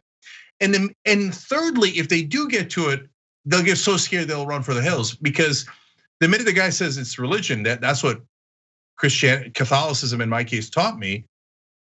Mainstream media will be like, shush, cover it up. We have to protect the feelings of religious people, cover it up, right? No, I'm not gonna cover it up. The minute he said that, I instantly got it. Yes, they talk about how Satan is in the world 24/7. Of course they're gonna think that Satan is real. That's what they heard every week of their lives, drilled into their heads for that guy for about 60, 65 years in a row. Satan is real, he's in the world, and he's doing terrible, outrageous, horrific things. And he's a cop, He sees a couple of bad cases. He thinks, oh, that's what happens all the time, Satan. And so. Man, can I just say, it's it makes me sad. Like, it makes me sad that people think like that. And not just because they think like that, but because of how much it negatively impacts their own lives and their own decision making. Like, the only place that you should think of the devil is in your bedroom when you're having some fun. But other than that, devil doesn't exist. Like, just live your lives. Like, living in fear, I feel bad for them. I feel bad that they've been indoctrinated to like live their lives in this way of, it's like a dark way to live. It really is. And you don't get the most out of life if you're like living in fear of literally the devil. No, 1,000,000,000% right, Anna. And by the way, it's the same phenomenon all across the world. And it's not about Christianity at all, but it is about religion. So in Turkey, for example, same exact thing. There is a core group of voters that are right-wing fundamentalist Muslims. And yes, it's a very large number, just as it is a very large number of fundamentalist evangelical Protestants and some fundamentalist Catholics here in America, okay? And they vote mindlessly for Erdogan, no matter what. He could say the most outrageous things. I remember that hilarious story we covered because it was international news. That he said a cat walked into a power generators and knocked out power in 9 different cities. It would have had to been 9 different cats in 9 different cities all at once. And all of his followers were like, no, of course. No, he didn't cheat in the elections at all. It was the 9 cats in the 9 cities. And why? Because Allah told him. Same exact thing here. Trump is right. Why? God told me. So once God tells me, I stop using my mind. And guys, if you're Christian or Muslim or Jewish or whatever, please understand for the 1,000,000th time, I'm talking about the people who think it's literal and fundamentalist, not all Christians, Muslims, etc. Okay, but if you're in that category, I love you, but it isn't true. It isn't true. And so if you think it's true, you're going to make wrong decisions. So a lot of times people get at me and they say, Cenk, why are you taking the comfort away from people when they really need religion for hope and comfort and peace of mind? And I always remember Michelle Bachmann. Sorry about that, and to myself I say, that she pops into my head like she's coming out of the bushes or something.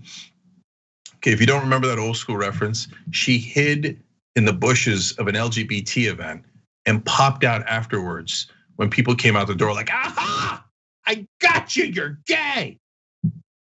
Cuckoo for Cocoa Pops, okay? But when asked, Michelle, why are you a Christian? Now she says very proudly, of course, she said, look, I had a lot of trouble in my life.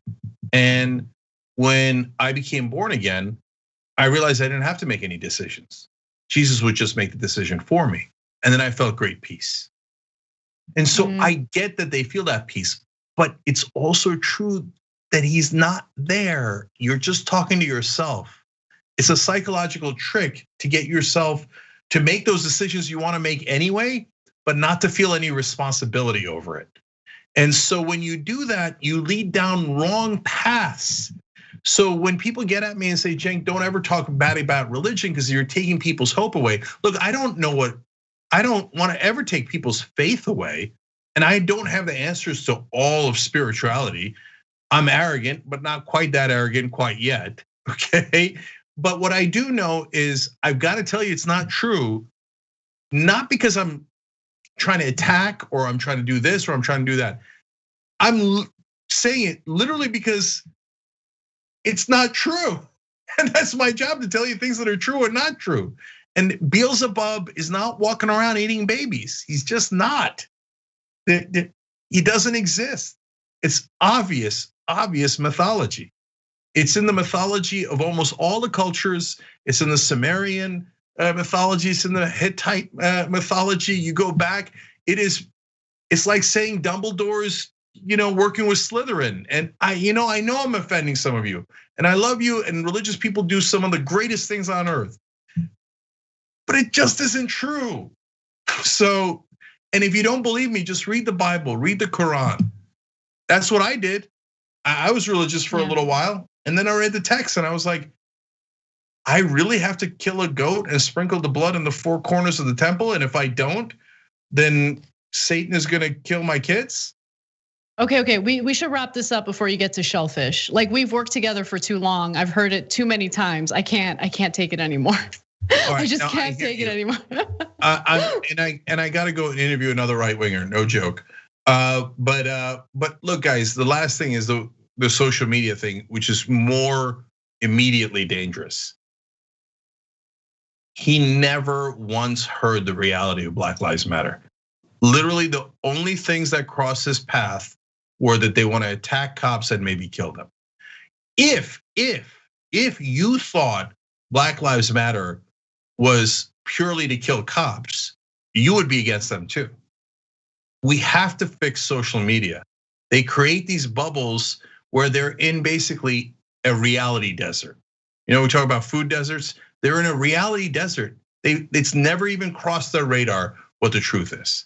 So, all right, those are the things we got to work on. Big Rick Energy on Twitch next. In fact, right now, twitch.tv/TYT. It's Big Rick. He's got big energy. Check it out. See you tomorrow.